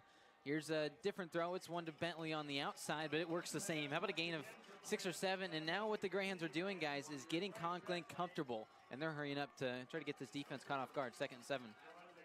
Yeah, he looked comfortable at the end of the first half there, and he's really built it up confidence and his throwing ability. I mean, we saw coming out of the half there, a big strike to Jeremiah Lee in the middle of the field and a little bit outside pass to Frank Bentley. So he's building up confidence, and we'll see how that goes for the rest of this half. Handoff on 2nd and short. Clinton tries to get the yards, and he gets half of them. So put it 3rd and 1 at that Truman State 46-yard line. So you got to imagine maybe just a handoff up the middle again to Clinton. That'd be my pick if I had the All-American and Toriano Clinton, but instead he's going to go to the sideline. Buchanan comes in. We'll see what the play call is. Haney also enters. I think that what they should do, I mean, keep the Truman State defense on their toes. I mean, now that they're starting to connect with their passing game, you can pass all you want, and they can throw them off with that little off-speed pitch basically in the run game and keep them guessing. Opening drive of half number 2. 3rd and 1. Buchanan to the left out of the shotgun formation. It'll be a handoff. Jaquan to the outside. He gets a first down and more. Jaquan Buchanan goes for it all, and he is a yard shy of the end zone, but nevertheless, a gain of 45 on 3rd and 1. And that could be the one that really breaks open this UINDY rush defense, or this rush offense right there. Look at that, Buchanan wearing that number 6 jersey covered in snow. And I'm sure he's happy for it. Look at this, just turns on the jets and gets past everybody. Look how fast he went. And how about that, the touchdown saving tackle from Ryan Olivas. He's made a few good plays today, but now, 1st down and goal from the 1. We've seen this before. This was by Truman State's offense. They scored after 3 plays. Empty backfield, Lee's in motion. He's gonna go back out, and he'll be in the backfield for a handoff. Jeremiah Lee to get into the end zone, this time for a touchdown. Indianapolis on the board on the opening drive. Took them just over 2 minutes, and the Greyhounds get on the board. Great set of play calls coming out of half by the UINDY coaching staff. Amazing. There. Took a shot down the field to start off the half, and then Jaquan Buchanan off the right side here on the near sideline really got that drive going. Got the Greyhounds right back into this game. Jeremiah Lee coming in clutch there. It was a great play design, really threw off the Truman defense. I didn't really know what was happening there in the first part of that play. Colin Seymour with this PAT. It's successful. He's hit all 48 of his PAT attempts this year, and now he brings it within a touchdown. 14-7 the score after just 2 minutes and 16 seconds into half number 2. More next here on UINDY TV. Hey, who you got? Tennessee, Georgia. Georgia, easily, man. Come on, Tennessee's 8.5-point dogs. Easiest spread of all time. How? Because they're good, and Georgia's played nobody. At least Georgia has a defense. Oh, come on. You're an IU fan. Your opinion doesn't matter. My opinion doesn't matter. The only thing you know as a Purdue fan is how to lose to a 15 seed in the March Madness tournament. We're bowl eligible, my guy. Are you? Make sure to tune in to Last Call Monday nights. We'll talk about Division I football, give you plenty of UINDY sports, some interviews in there as well, and then plenty of pro sports, whether it be NFL, MLB, the whole shebang. Yeah, and there's at least one guy that knows what he's talking about.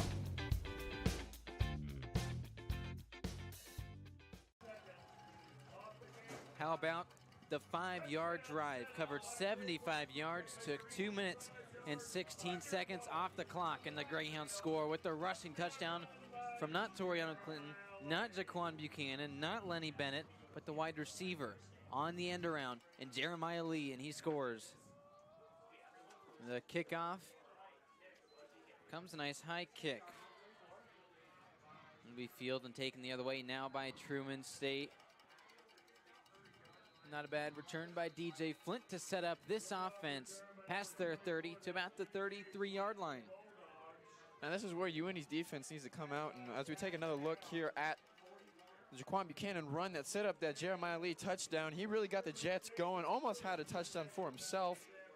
But he really got that play, or excuse me, that drive going with that long run. What I was saying before that was this UINDY defense needs to kind of come out and come out strong. Keep the offensive momentum with the offense just put down. Yeah, I agree with you there, Drew. It'd be huge for this Greyhounds team looking to throw early. And how about this? The defense gets the quick sack, dropping back 15 yards. And the Greyhounds have been successful when they've sent pressure. I think that needs to be a consistent thing from here on out. Aaron Barnett with a sack, yet another one on the year for him. He has had a bevy of those, his 5th sack of the season. Yeah, the UINDY bench, the UINDY everything right now is starting to come alive. The fans are starting to get more rowdy, and this team has really come to play here in the second half now. A loss of 11 officially. Second down and 21. 23-yard line. A stacked box. And it's a heavy run front. They're going to hand it off to Griffith, and he loses a few. No, second effort. Gets him back to the line of scrimmage. He'll gain about a yard, but that's it. Third down and 20. This is huge for Indianapolis' defense. They have got the crowd on their feet. Yeah, if they can keep them pinned back here and force a pretty long punt and get some good field position out of this, they can potentially tie the ball game here. And you saw just a sliver of Buchanan standing there with Toriano Clinton, the 1-2 duo that has many Greyhounds fans excited for what the rest of the season can hold. But first, they have to win this game here. Winner moves on to the playoffs. Loser, you're at the mercy of the selection committee, but it's going to be an uphill battle. Third and 21. 23-yard line, high snap, up the middle. Oh, look at this. Plenty of room from the running back, Griffith, but he can't get there. Mike Brown saves the play, bring out the punt team, get him out to the 35-yard line. A nice rush, all told, but 11 yards isn't enough to get that first down. He's still 9 shy. I don't know what Coach Skeever said during halftime, but it is proving to be effective here. They're coming out looking like an entirely brand new team, a whole new intensity, a whole new energy with these Greyhounds. I'm curious to see the offense. You only ran 5 plays that last drive. You believe you come out of the halftime, you probably have about 10 to 15 plays scripted where, hey, these are the plays we want to run coming out of the half. They might not be done with these fireworks. It's just a 5-play drive did the offense have, and then a 3 and out by the defense. It is a great punt, though. It's going to send Derek all the way back to the 12-yard line. That's where he will step out. That's where the drive will start. And for Indianapolis, all of a sudden, plenty of life. It was a dull crowd. Maybe some people even headed to the exits after trying to brave the elements for the first half, but suddenly this is a dogfight. Pun intended or not? Oh, absolutely intended. I'd say the over-under on all these dog puns that we're going to hear tonight, whether it be from us or from everyone around this stadium, it's going to be pretty high because you got the Bulldogs and the Greyhounds. You have to. You have to. And it used to be the Greyhounds and the Butler Bulldogs who fought years and years ago. They don't play each other anymore, but now Truman State's kind of held that mantle. These two teams always at the top of the GLVC and always playing for something late in this season. I love how they have them as the last game. Down by 7, trying to tie the game. Quick toss, incomplete. That's one you wish you would have had if you're Indianapolis, just because the last drive started with a couple quick passes and was able to be super successful there. Incomplete, but just second 10 from that 14. I mean, Conklin's really looking more and more confident in the pocket, and he's really come together throughout this last drive. I mean, I don't think that'd throw him off that much, but they got to get a couple quick yards here on the second down to try and not stay behind the chains like they did all of the first half. Clinton, the running back. Man in motion is Ethan Hand out of the shotgun.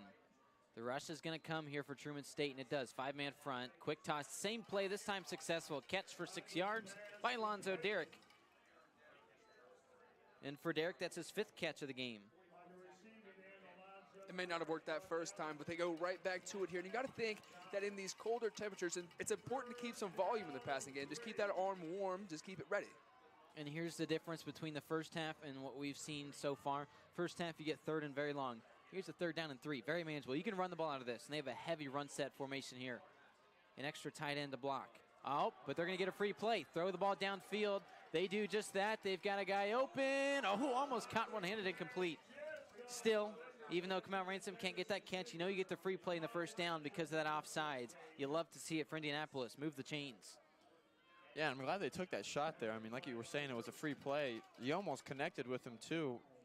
If it was a warm weather game, you might have pulled that in with a one-handed grab there on the sideline. The offsides moves the ball up the field 5 yards. They only needed 3 for the first down, so the spot will move it at the 26 with the first down and 10. You love those free play opportunities, and boy, if they would have made that catch, this stadium would have erupted. That was something that Connor Kennett did very well during when he played this season, so you got to think that's something that may have been passed down. 1st and 10, 2 backs in the backfield. We saw a streak the last time from Lee. They're going to go to the backfield, the running back instead with Buchanan. He gains 5 yards. I love these quick passes we're seeing. Plenty of quick hits. Drew, you said it in the open to come into the second half. That's something that Truman State did so well in the first half was these quick tosses, the set up the big plays. UIndy's trying to pull that from their playbook. Yeah, and I think it worked. I mean, it worked very well for Truman State in the first half, and it's obviously working very well right now for the Greyhounds. They have everything rolling in their favor. Second and short from that 31-yard line. Heavy run set formation. Tied in the blocking guy and Ethan Hand in motion. Try and jump this defense offsides again. Here's Buchanan, tries to cut through, and he breaks it away for another big one. Tripped up from behind, but get him to midfield. How about Jaquan Buchanan today? 11 touchdowns the last 3 games, and he's hungry for another one. To make the play to stop it was Kendall Hutchinson. You'll see him come in from behind and here in a moment. You see number 36 there. So he saved what could have been a touchdown, but for Buchanan, my goodness, now in enemy territory. He's really been the spark plug today for UIndy. He's really given the life and the energy they need to get things going. Oh, and he's got snow all over him. You know he loves that. 1st and 10 on the other side of the 50. Looking to throw, quick toss, caught, a gain of 4. Again, this is the same play selection over and over. Derek, just a quick hitch, a 5 and in, and it's worked because they keep getting these completions and slowly and surely moving the ball down to maybe a 3rd and short. That's where they take their shots. And you might think that long ball opportunity is coming pretty soon. How about Derek, his 6th reception today? I like what they're doing on the 1st and 2nd down, getting those little yards and just chipping away at these first downs. I mean, it's really been working here out of the second half. Much different than the first half failed rushing attempts. Looking to throw, an open man, but he drops it. A little bit over the head of the shorter receiver in the 5'7" Jeremiah Lee. So it's an incomplete, but 3rd down and 7 is not too long. It's manageable. I think he heard the footsteps coming on that one and kind of got a little nervous trying to catch that ball on the sideline. Ryan Olivas has been a great player here, sophomore cornerback. Against UIndy last year, had 9 tackles and an interception, 2 pass breakups. He's had the Greyhounds number. Of course, that was with Bryce Stancomb throwing the ball, but he's been a good player for Truman State, and like you said, I think Lee probably heard his footsteps. 3rd down and 7, 46-yard line of the Bulldogs. Big play here, split formation, plenty of guys coming to rush. Quick toss, caught for a 1st down. Jeremiah Lee does it again. How about that throw from Conkling there? You see it right here. He drops back. He has just enough time to get the ball off here through 3 defenders. Perfect pass. Triple coverage. That's a terrible throw, guys. You can't throw into triple coverage. And he did, and it worked. And now the chains move inside the 30 to the 29-yard line. Better be lucky than good, right? Momentum completely in UIndy's favor. Luckily, they're also good. Let's see if they can show some of that talent here. Buchanan out of the backfield as a running back. Well covered, downfield, intercepted, and incomplete. Yet again. 3 times today, the Greyhounds have dropped balls that could have been touchdowns or very long throws. This time, they get luck, like you had mentioned, where it was bounced off the hands of the cornerback who put himself in perfect position, Ben Thomas. But just like what happened to the Greyhounds, these cold hands, they're like rocks out there, and you can't catch a ball with them. Yeah, they finally took their shot towards the end zone, and he had the receiver open in our tight end, Ethan Hand, but was underthrown there. And, I mean, Ethan Hand had his defender beat. He just needed a little bit more oomph in that ball, and he would have gotten to him. 2nd and 10 from that 29. Hands in motion. Buchanan, the running back, fakes the handoff. Conkling looking towards the middle, now to the boundary, now to the corner of the end zone, has a guy wide open, caught for a touchdown. Taking a big shot, but who cares? Alonzo Derrick, a point away from tying this one up. And that's what we've been talking about, right? We have check down, check down, check down. There's the long ball right there. Kiave Guerrier celebrating. Now everyone else on the sideline joining in on the fun is Alonzo Derrick with one heck of a play. And how about the find from Conkling? It was a throw that I didn't think it was going to make it across the field, but it hit him right in the hands. Take a look here. Great catch by Alonzo Derrick. Withstood a hit as he was catching the ball and crosses the goal line, ties this game up.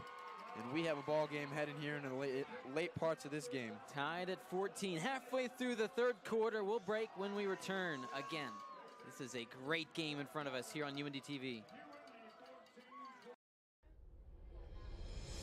Award-winning news coverage.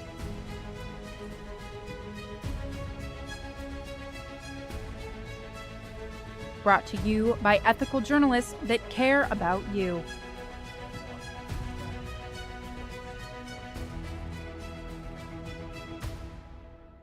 we have you covered on crime, latest on sports, and the best in entertainment. This is UINDY TV News. 14-14, tied up after Truman State came out and punched the Greyhounds in the mouth first half. UINDY's done the exact same, but in half the time. What a start to this half, as both teams, again, 8-1 are their records. Truman State lost that week 1 to in-region Davenport. UINDY lost to their in-region and Saginaw Valley State in the middle of the season. That's their only losses. The winner makes the playoffs. The loser maybe makes the playoffs. Definitely gets the bowl game, though, because whoever the top GLVC team is and the top GMAC team that aren't in the playoffs, they get to play in that Crossroads Bowl. So regardless, not the end of the season for either team, but you, of course, want to get that GLVC championship and the guaranteed shot to the playoffs. And that's going to happen here for whoever finishes out these last 15 and change. Carter Ward ready to kick this one away for the Greyhounds. What a throw, a 29-yard strike, hung in there longer than most punts did. But it was just a perfect enough throw that Derek was able to come up and make that play. He was just left wide open. That's what happens when you're a small guy, right? You just slip right through, no one sees you. He was just standing all alone in the corner of the end zone as we have a wobbly kick. Picked up and now running down the sideline. Gonna switch field position. Not a bad little return to midfield. How about that for Truman State and DJ Flint? He's a cornerback from St. Charles, Missouri. I mean, Alonzo Derrick is all of 5'8", and he used all of that 5'8" frame to make that catch and withstand that hit there, get across that goal line. The sophomore from Fort Wayne, Snyder, leads the team in receptions on the season and on the day, and he's been just a great player. Typically, you see him with those 4 or 5-yard receptions, right? But this time, 29 yards for a touchdown. Let's flip gears, though. How about past midfield? Already in enemy territory is this offense with a great opportunity to strike back. Nolan Hare, he's going to face pressure. A 6-man front, quick toss, incomplete. Bounced off the turf. He was trying to find his tight end there in Matt Hall, who he hasn't been able to hit since that first quarter. Hall, just 2 catches. They came on that opening drive. Not able to get a reception there as it bounced just off the turf. And this UIND defense is really firing on all cylinders right now, getting after the quarterback, not really giving Hare much time to throw the ball. And you know Coach Keevers loves to run up these big blitz packages. He's the linebackers coach, also his defensive coordinator and Tim Cooper. They like to run up these blitzes and just kind of hope that your front 7 can get to the quarterback before he has a chance to make the throw. Usually it does. 2nd down and 10 from the Greyhounds, 48. Still good field position. Handoff goes to Griffith, but he can't find anything. Lurches forward for a yard. And how about this? Shamar Griffith came into the year almost 900 rushing yards and 9 touchdowns on the year. A great player for this team today. He only has 11 carries for 27 yards. He's averaging just 2.6 yards per carry. The Greyhounds have shut him down. A great running back for this team. Yeah, they're doing a really good job on selling out on the run. Sometimes the passing game has gotten a little bit behind them, but other than that, the Greyhounds defense has looked pretty good this afternoon. Truman State with just 25 total rushing yards as a team. The Greyhounds front has been great. Here's another opportunity to showcase that. 3rd down and 9 from the 47. Looking to throw. The pressure comes. Hare escapes the pocket, launches it downfield, incomplete. Just through the hands of his receiver. No flags.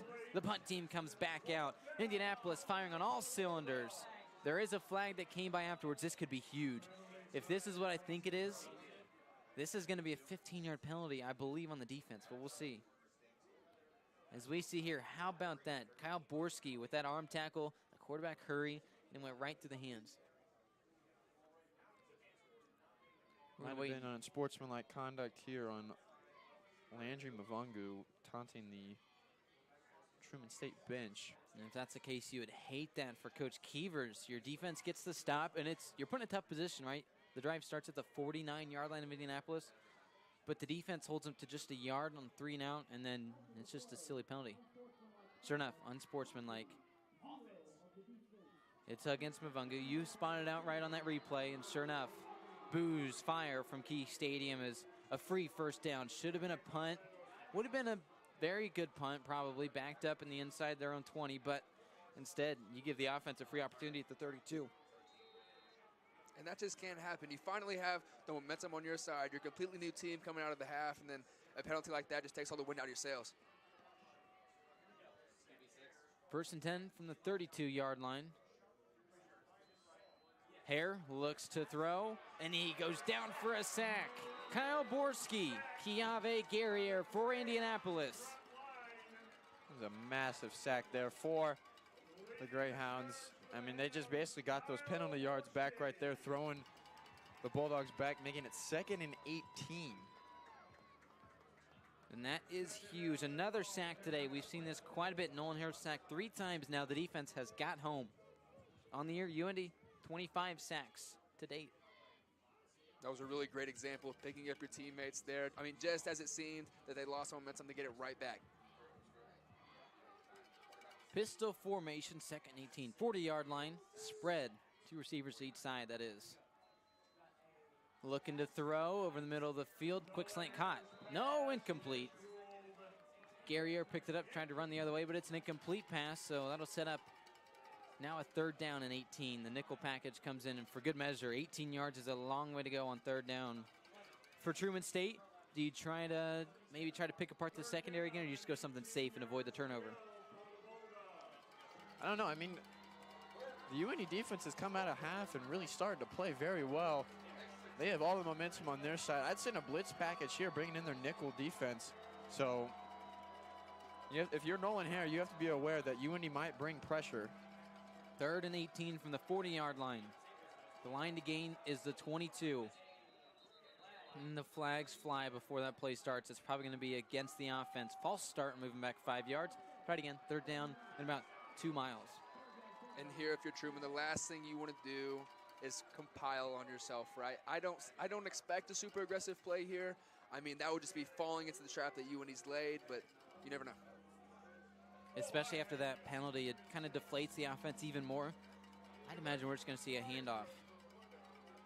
Although that doesn't mean it's not going to be a big play. Shamar Griffith has been a great player this season, just not today. The Greyhounds have had his number. They've had the number of everybody trying to run up the middle, with the exception of Colin Sutton, but he went out early with an injury.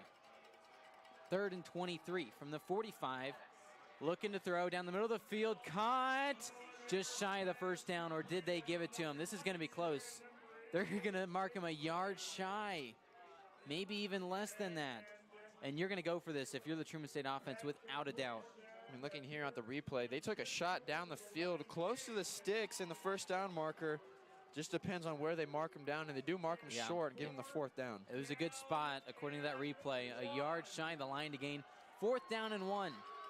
For Truman State, your chance to right all wrongs this half and keep the drive going. For UIndy, though, can you do what you've done outside of that one play since we came out of the break? Trips receivers to the near side, 1 receiver to the far side, shotgun formation, 4th down and 1, 23-yard line. Quarterback keeper up the middle. He does not get it. The defense holds up and stuffs him. Indianapolis football. Turnover on downs. Huge stop by the Greyhounds defense there, stopping him on 4th down.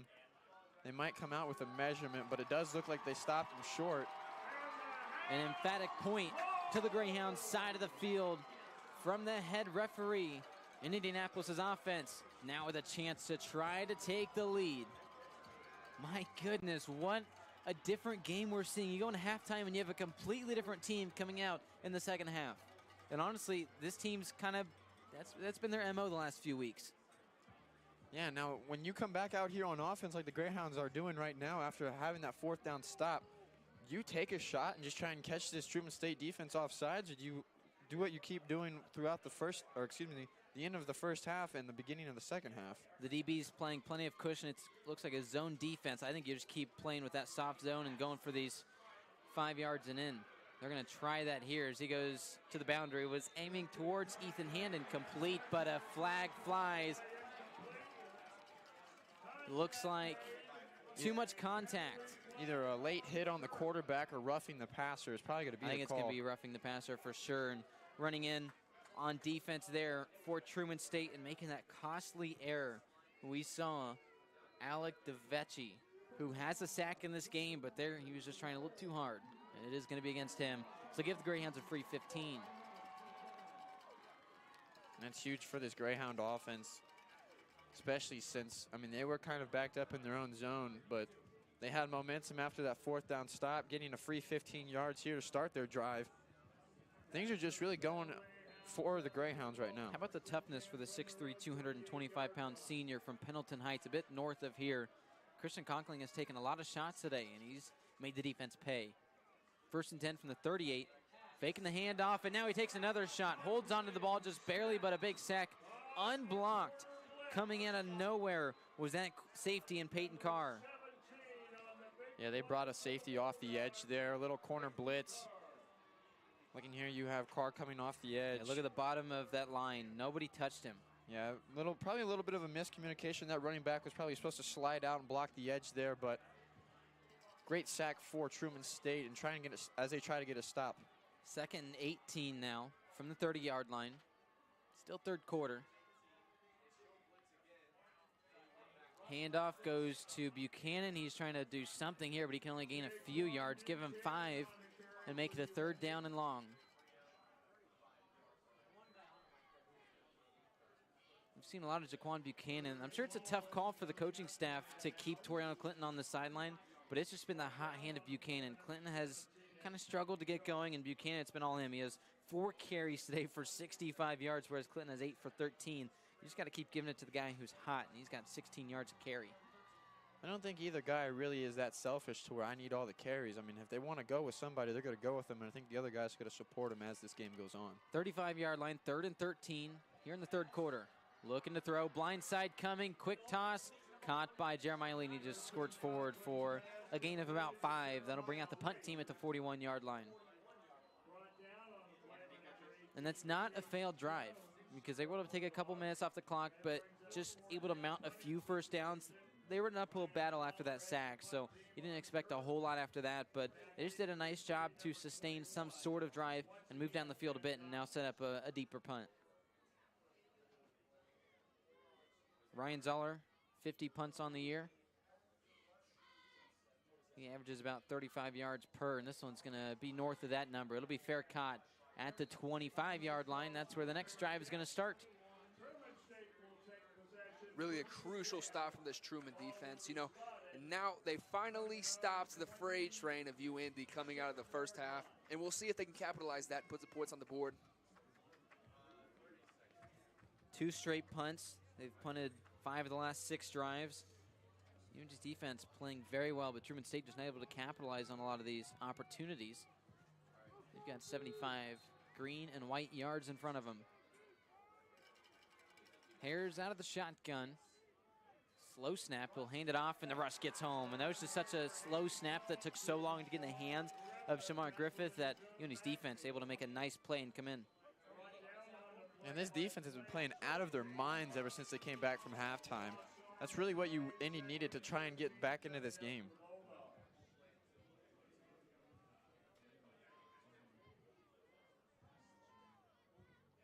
Second down and 13. Ball's on the 23-yard line. Clock continues to tick. Inside of 2 minutes to go in the 3rd quarter.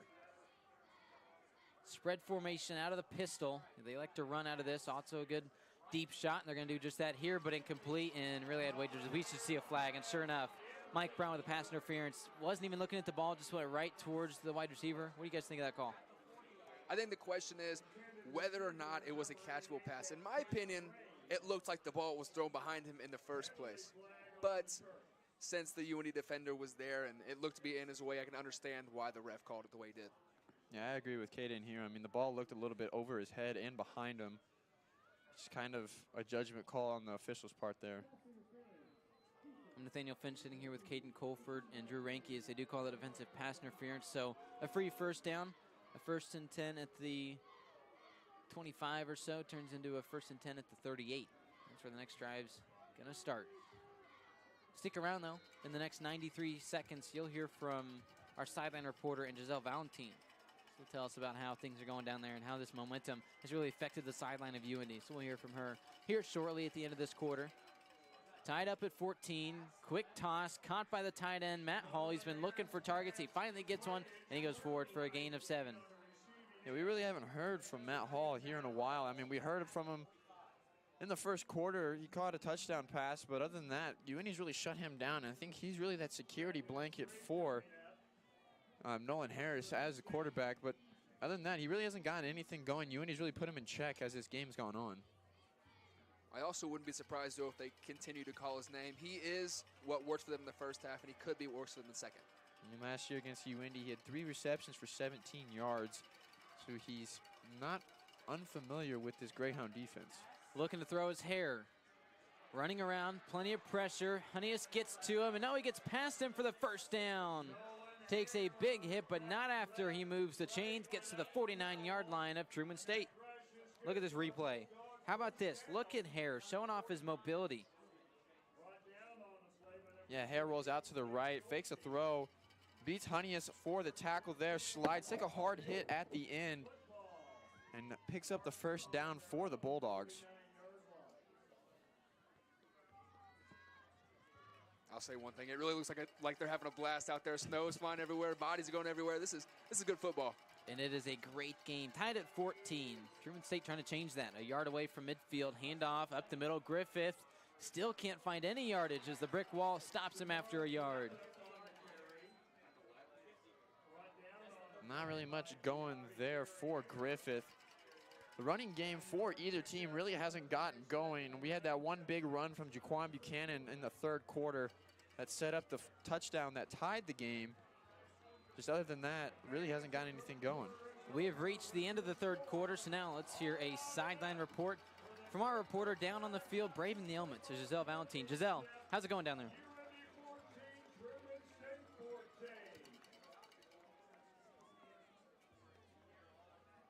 Receiver Jeremiah Lee makes the touchdown, and all of a sudden Alonzo Derrick's like, wait, I want to join in on this fun too, and he makes one as well. And when I tell you this bench exploded, it exploded. I thought I was going to get tackled by some football players, but it all leads up to this moment. When we return, someone will be crowned champions of the GLVC.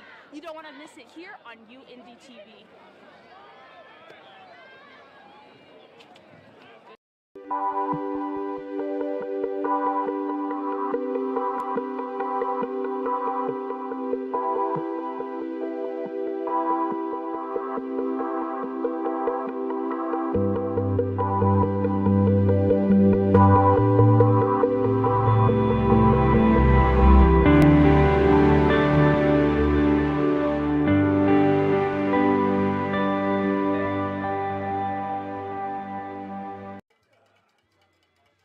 Back here at Key Stadium.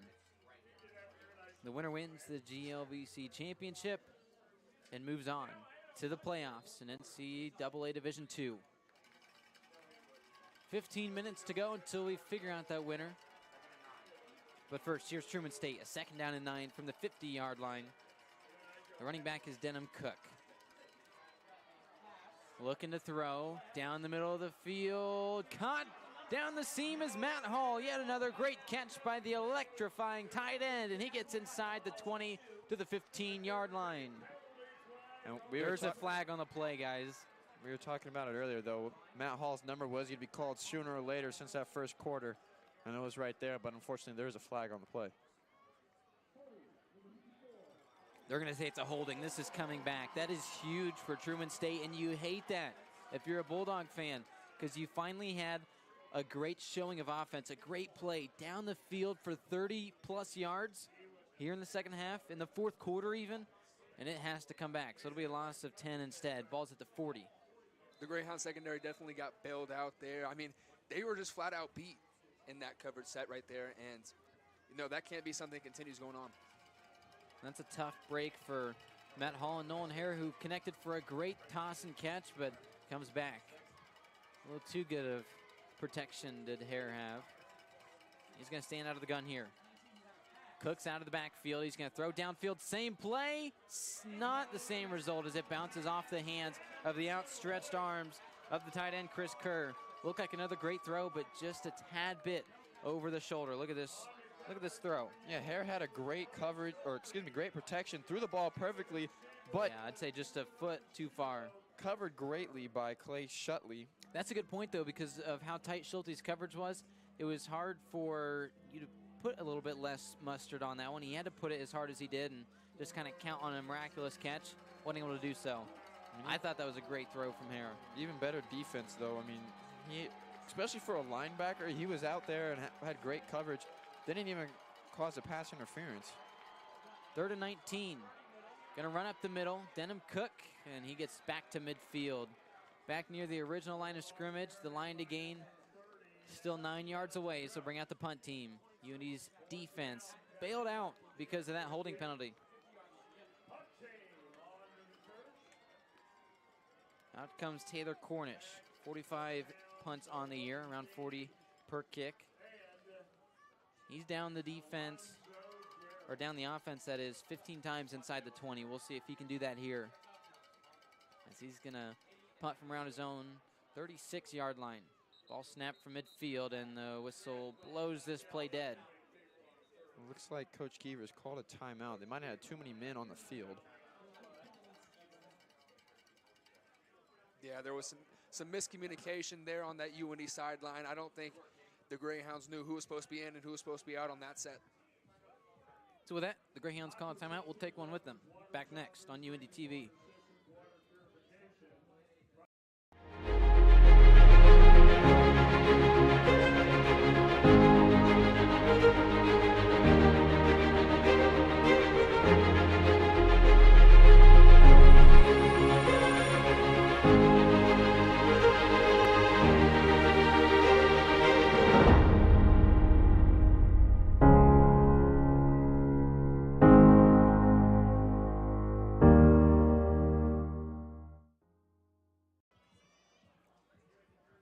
The punt team comes onto the field for attempt number 2. Taylor Cornish out to punt for Truman State after the Greyhounds defense holds up via the holding penalty. Would have been a 25, 30-yard reception. Instead went back for a loss of 10, and here's a short punt. Picked up by Logan Caney, taken out the knees, but he'll stay on his feet. Eventually goes down at the 21. It was a very awkward catch there from Caney. I don't think he was supposed to get that. I think it was just supposed to bounce, and I don't know, Buchanan was gonna, excuse me, Derek was just gonna let it roll or what, but picked it up and got a couple yards. So now the offense is gonna start at the 21-yard line. And what's gonna end up being a big drive here early in the 4th quarter. So not necessarily saying you need to do anything here, but if they can mount a long drive, they can feel a lot better about their positioning in what has become a de facto championship game in the GLVC. Another free play. Flags fly, offsides, down the field, Kamau Ransom, incomplete. Gave Ransom a chance on that sideline there. Haven't seen a lot from Ransom today, or really for that matter in the last few weeks. He's been kind of cold, but like you mentioned, all it takes is one, and he had a chance at catching that one. Like you said, he'll have games where he doesn't catch a ball at all, but he's an ongoing threat at all times. He's definitely a guy that they'd like to go deep to. Yeah, he's a big target. I mean, 6'2", 195, 12 receptions for 143 yards and 3 touchdowns. You don't see it very often, but the defensive captain, Robert Greco, is the one who jumped offsides, reigning first team All-GLVC. The Bulldogs have a few of those All-GLVC players on this defense. Here's 1st and 5 following that. Sweep goes outside to Buchanan, and he'll gain about half of what he needs. Set up 2nd down and short. Buchanan's really been the hot hand here tonight for the running back core. I mean, everybody says for UIndy that they have one of the deepest running back rooms in the GLVC, if not the nation. I mean, if you don't have Toriano, then you have Jaquan or Lenny Bennett. I mean, and then you can throw Jeremiah Lee in that question too, because he's a versatile player to come out of the backfield as well. Scored a rushing touchdown today, to your point. Landon Donaldson on defense makes the stop to bring up 2nd down and 2 from the 29-yard line. The back is Buchanan looking to throw, rolling out. Still trying to make something happen. He's going to make the catch. Here's Buchanan on the outside for a 1st down and much more. He stays in bounds near midfield. Put him down officially at the 47-yard line, and that should have been a throwaway right here. But instead, he stays on his feet and makes an amazing throw on the run. What can't you say about that play? What an impressive job from Conkling. That was really a great display of his playmaking ability. That's something that Aaron Rodgers would do. Not this year, but maybe last year or the year before. Caden, you don't know this, but standing to your left is a big Packers fan in Drew Ranke, and I think he just took a little bit of offense to what you'd said, because he's drowning in his sorrows because of the Packers this season. But back on the football field here at Key, Jeremiah Lee busts it out wide for a 1st down. Steps out of bounds, past the 40, to the 39-yard line and move the chains again. You talked about it, Lee can run the ball. Yeah, that little jet sweep action there to the left for Jeremiah Lee. He's fast, man, and he is one of those people that once he gets going, you can't catch him. And going on the near sideline and picking up that first down for the Greyhounds is pivotal for them to keep going, especially as we approach under 12 here in the fourth quarter. And how about the first person to high-five him on the sideline, Marquez Gillum, out today due to injury, but just as fast, if not faster than Lee. You got to imagine those two have a nice relationship going as two young players for this team. 1st and 10 from the 39. Conkling in the fourth quarter, hands it off, running up the middle. Buchanan continues this impressive day. Jaquan Buchanan now has 80 rushing yards after that gain of 6. Yeah, this is one of those times late in the game where once you get the running game going and those big guys up front start to mow down the defensive line of Truman State, they can get going and pick up those hard yards, especially like picked up 6 on first down there. 2nd down and 4 from the 33-yard line. Ransom in motion. Trying to get into that red zone. They could do that here as Derek makes a catch. Oh, but he drops it incomplete. Incomplete pass sets up 3rd down and 4. Good pass, good read by Conkling there. Hit Derek, but unfortunately couldn't hold on to the ball. Kaden, as you've seen this game go on, how do you think, Christian Conkling's confidence has really peaked throughout this game? You know, in the first half, he didn't get a lot of volume, at least with his arm, right? But we see in the second half, I mean, he's making the right reads, making the right decision. He's putting the ball where it needs to be. And great play calls with their quick passes, setting him up well for success. Here's 3rd down and 4. A big juncture of the game, probably just outside of field goal range, so you got to imagine 4-down territory. But you don't want to have it come to that. Here's 3rd down and short. Handoff, Buchanan on the sweep. He's trying to get to the edge. Instead, he'll lose some yards. That's the last thing you need on a 3rd and short. It'll set up 4th and long at the 38-yard line, and you are all but out of field goal range. They're going to have to punt. It was a really good play design. They had everything going, just didn't execute it on that far sideline. This play was broken up perfectly. Looked like Peyton Carr on that far side and brings out the punt team. Unfortunate end to looked like a pretty promising drive. And it looked to me like he had a hole near the inside on the right side, but he just didn't hit it that time. Here's the punt from the 37-yard line. This is something that Doug Haw, the long snapper, and Ryan Zoller are so good at downing these punts. They're going to try that here as Haw running down. Going to try to down this one near the 1. Sure enough, gets the roll to the 5-yard line. That's where Alonzo Derrick will be there to put it down, and now you've got 95 yards in front of you if you wear purple and white. That was a great punt by Zoller there. It looks like he took some contact, too, on that punt.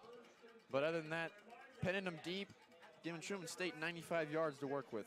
Drew, tell me a little bit about Coach Haw, as you call him, Doug Haw, the long snapper, graduate student, didn't plan to come in and play football, but suddenly he saw the vacancy on the football team, said, hey, I'll come out and snap the ball a little bit. Yeah, so he played football, running back actually, at Valpo University in southern Indiana. He is our weights coach for the UINDY swim and dive team, and he's doing really well right now, snapping the ball great, playing great football. He's really enjoying it. I talked to him pregame down on the field when the snow was really coming down. He's excited. He's never played in a snow football game before, and he was more than thrilled to be a part of one here today. 1st and 10 from the 5, handoff, trying to find some room. When he finally does, his longest rush of the day goes for 6 yards. That is Shamar Griffith. And we see it right here. This could be a momentum bringer for him. You know, we haven't seen a lot of him today, or well, he just hasn't broken one out yet. He's had now 14 carries, but finally gets a pretty good gain, and it comes at a good time. Backed up at your own end zone now. All of a sudden, a little bit more breathing room at the 11-yard line. And he's always one of those threats to get going, too. And like we said today, he hasn't gotten one of those bigger plays going, but he's always a threat. Shotgun, spread formation, 2nd down and 4, looking to throw. Hare with time, near side, incomplete. Poor throw to the wide open receiver, Noah Copeland. He's got 3 catches on the year, but not one there. And now all of a sudden, UIndy's defense brings out the nickel package. What do you think we're going to see here? And the last time they brought out that nickel package and they brought pressure, they gave up that first down for about, 3rd and 16. They gave up about 15 yards there, but then stopped them on 4th. But you never know. I mean, it's one of those downs. It's 3rd and 4. Bring a little pressure here. They're close to their own end zone. Maybe might be able to force a mistake out of this Truman State offense. trips to the near side. They need to shift the defensive back over there.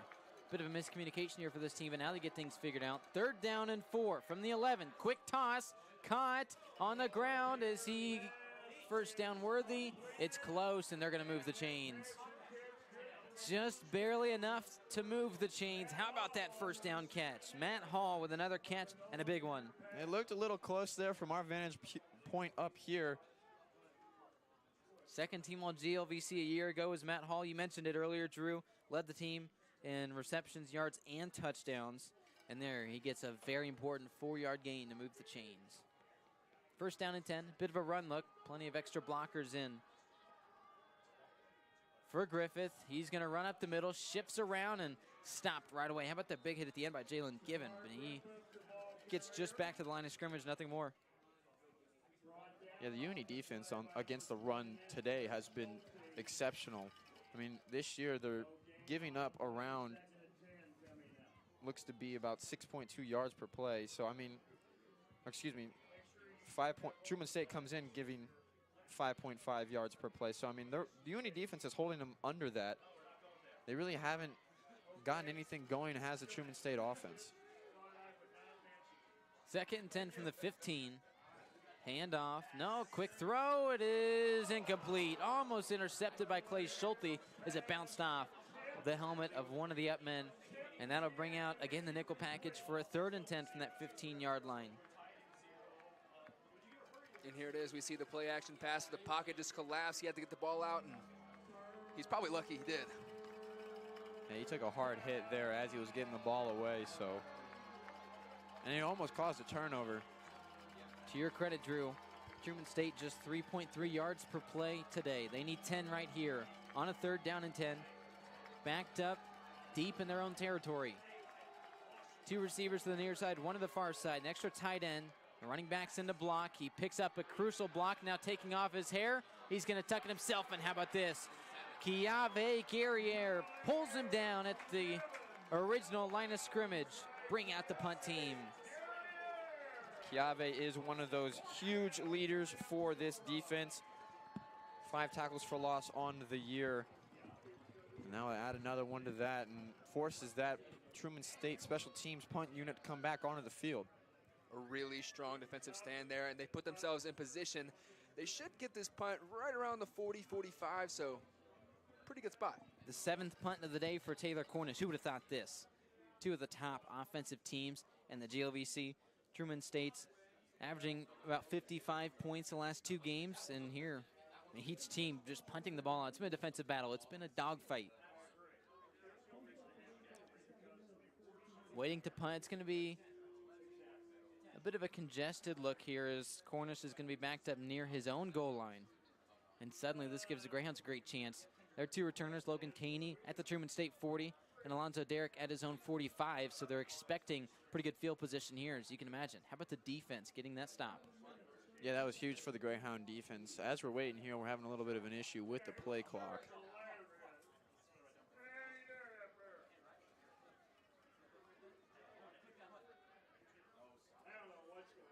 Maybe a little bit of conversation up here in the booth about Purdue's 31-24 win over the ranked Illinois team, and they, no one paying attention to the clock. And now Coach Keevers turns around and throws up his watch. He's trying to figure out why the clock's still not rolling.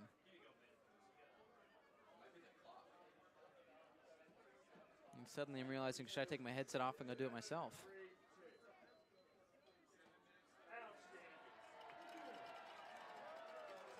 Suddenly, this sideline for UINDY trying to get the crowd hyped up as we continue to wait. Now the play clock starts to roll. 4th down and 9 from the 16. Here's the punt. Not really an attempt to block it. It's going to be a high punt. Fair caught at the 49-yard line by Alonzo Derrick. 51 yards to pay dirt. And there's 7 minutes to go here. Yeah, they have great field position starting here with 7:16 remaining in the game. Tie game, not much more you can ask for. Snow on the field, GLVC championship on the line. 2 of the best teams in the GLVC. And here we are watching this game unfold in front of us. And we got a little worried at the beginning of the game, right? We thought that Truman State would just open up and throw up 21, 28 points straight after they started out looking very strong, but the Greyhounds held up good at the end of the second half and then came out firing there in the third quarter. And so far, all of a sudden, we've got a treat in front of us, a snow game, and it's been a lot of fun. The winner takes all, GLVC championship and the playoff spot on the line. From the 49, a yard shy of midfield, looking to throw down the field. A man's open, and it's caught. Alonzo Derrick for a touchdown, his second of the game. And what a strike, a 51-yard bomb for the Greyhounds. That is what they needed to get going here. One play, 51 yards, and a touchdown. Massive throw from the quarterback. Alonzo Derrick, have yourself a day. He's got 8, now 9 catches for 123 yards and 2 touchdowns after this one. And look at this. He had all day, too. All day. He had a good 5 yards of separation, made the catch, and just waltzes his way into the end zone. The Greyhounds have a 6, now a 7-point lead. Great throw by Christian Conkling there to get that ball all the way down to Alonzo Derrick for the score. The Greyhounds have come out of the half just looking like a whole different team than what we saw in the first half. Before we head to break, let's take a look at this. Yeah, just such a beautiful play for Indianapolis as they get into the end zone. We'll show it again on the other side of this break here on UINDY TV.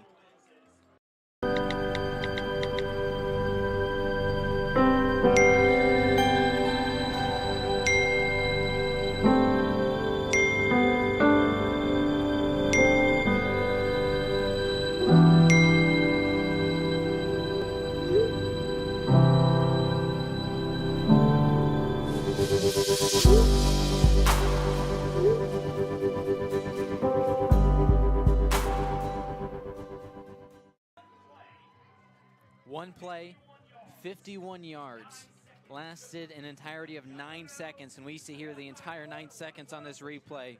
What a drive for Indianapolis. We were contemplating maybe it'd be better for the Greyhounds to mount a long drive, maybe try to take some time off the clock, but what better way just to get your points right away and now let your defense go out there and make a couple stops. What a job by Christian Conkling. And how about his development, Drew? You and I were at Saginaw Valley State. We made the 6-hour drive up to Michigan in his first ever start after Connor Kennett got hurt with that foot injury. And he didn't look too good, to say the least, against Saginaw Valley State, as now the return goes the other way. Not a bad job by DJ Flint, but for Conkling, he looked pretty poor, I'd say, against Saginaw Valley State. They didn't put up a lot of points. He did throw a touchdown, but it was in garbage time. It was just a poor performance from him. Since then, he has looked better and better and better each game, and now he's got complete command of this offense, and now he's showing us what he can do under pressure. Yeah, and that Saginaw Valley State game, it was his first start, and he looked extremely nervous and extremely uncomfortable. But as the season for him has gone on, he's looked more and more like a quarterback that belongs in this system. I mean, as we just saw, he threw a 51-yard dime to Alonzo Derrick for a score. So he's starting to come into his own, and everything's starting to really come together. Guerriere with the rush. Here's going to be a toss incomplete on first down and 10. And for that Saginaw Valley game, it was all the way back on October 15th. The only loss the Greyhounds have suffered on the season, they have ripped off 3 straight wins since then and trying to make it 4 and counting. Given with a nice play on defense to break that one up, so the ball will be placed again at the 35-yard line for a second down and 10.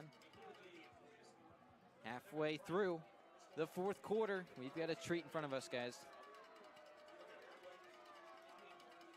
4 receivers set, 3 to the far side, and by receivers I mean 2 of those are tight ends. They like to run with these bigger guys. Pressure comes, Hare with 2 guys on his back, launches it downfield, incomplete. A lot of contact from Mike Brown, who steps over the intended target on that play, and Zach Zerwig, but it's incomplete. Now set up third down, and suddenly we've seen this team with 2 straight incompletions. That's going to make things a lot harder for Truman State now, as they're kind of doing what the Greyhounds did earlier, where they're now putting themselves in these third down and long ruts. And Mike Brown is one of those players for this UINDY secondary that has been great all year. Was the GLVC Player of the Week on October 24th. Comes into today's game with 73 tackles, 5 tackles for loss, a fumble recovery, and 3 interceptions. So he's one not to be messed with on the back end. Third down and 10. Scrambling, almost pick it up, he does, and still on his feet is Nolan Hare. He's proven time and time again he's got a set of wheels on him. He gets in enemy territory at the 45, moves the chains on a 3rd down and 10. And look at this run, wide open. There's nobody in the middle of the defense here. And even after a couple of unsuccessful drives, you can tell that Nolan Hare's not done here. He saw some fight left in him, we see it here. What a shot there from our sideline camera and Derek Jones. And man, this team is not going to give up. No, we have a great game on our hands. Started a little slowly for the Greyhounds, but they've come back up 7 now, 21-14. But that doesn't mean Truman State's going to give up on this game. Incomplete pass. The Greyhounds scrambling as if it was a fumble, but no shot of that. It's incomplete, so set up 2nd down and 10. The winner hosts, or rather not hosts, but we'll see what the outcome is. The winner plays in a playoff game next Saturday.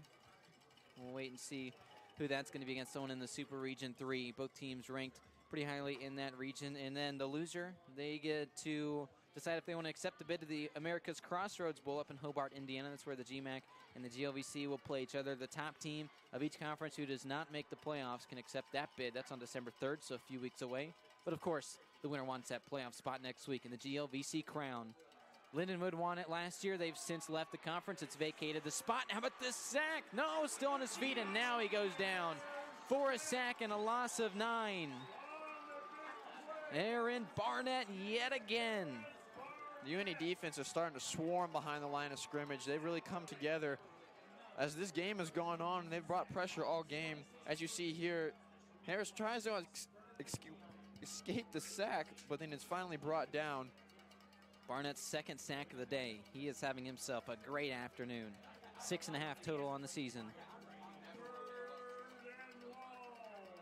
3rd down and long, and it's a big one. Inside of 6 minutes to go in this game. Down by 7. Your offense was hot early. Now it's cooled down. Colder than the temperatures in this stadium. Looking deep. Man open. Caught! My goodness, he caught that. How about that? Move the chains to the 30-yard line. An incredible strike. That was Tate Crane with the grab right there with the double move. We'll watch it here. Hare drops back. He makes the double move. And he's wide open. And he puts it right in the seam right there. For Crane, his 4th catch of the day, nearing the 100-yard mark. And man, what a play, stretching out for that. That was a beautiful throw, an even better catch in the elements. 1st down and 10 from the 30 now, trying to score.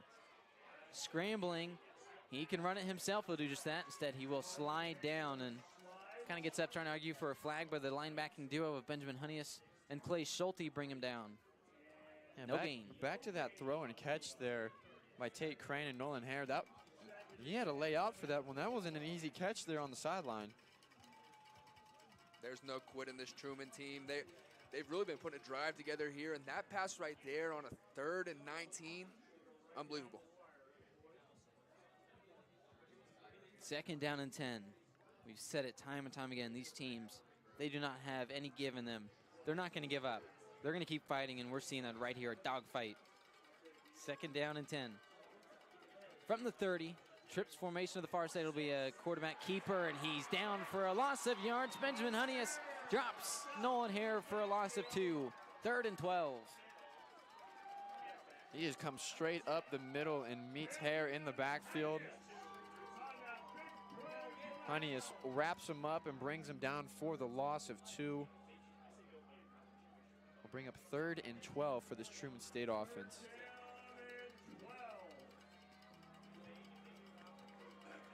Third down and 12 from the 32-yard line. Hells Bells playing in the stadium.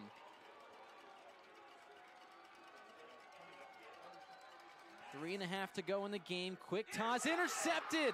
Cavante Houston with 3 guys to beat. He'll get past 1. He'll get past 2. And he will go all the way. Cavante Houston puts the Greyhounds up 2 scores. Flags fly, but the Greyhounds could care less. And the defense once again stands tall for UINDY. after they've come out, it was a standstill here at 14-14 a while, and it was the defense that held up time and time again. We see it here on the return. And look at this block, KJ Roudabush. You just scored yourself a touchdown. A really great team effort here. Cavante Houston, that's his 5th interception of the year. He was the GLVC Player of the Week just 2 weeks ago, and there he shows off his skills. Sideline warning, but again, the Greyhounds could care less. They'll storm the field if they could. That was just a great catch. Pretty much it was thrown right to him. There's a very bad throw by Nolan Hare. Very ill-advised throw that went straight to Cavante Houston for the return for a touchdown. 28 unanswered points in half number 2 for the Greyhounds, and they double the score of the Bulldogs. The final 3 minutes and 9 seconds next on UINDY TV.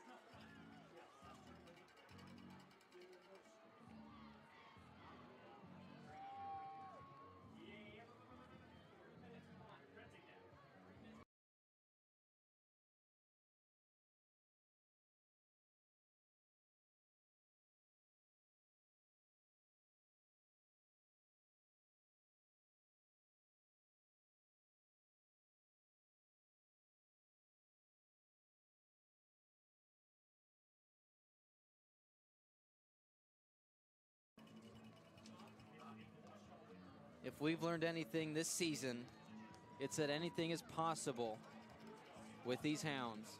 Emphasis on paw. Look at this.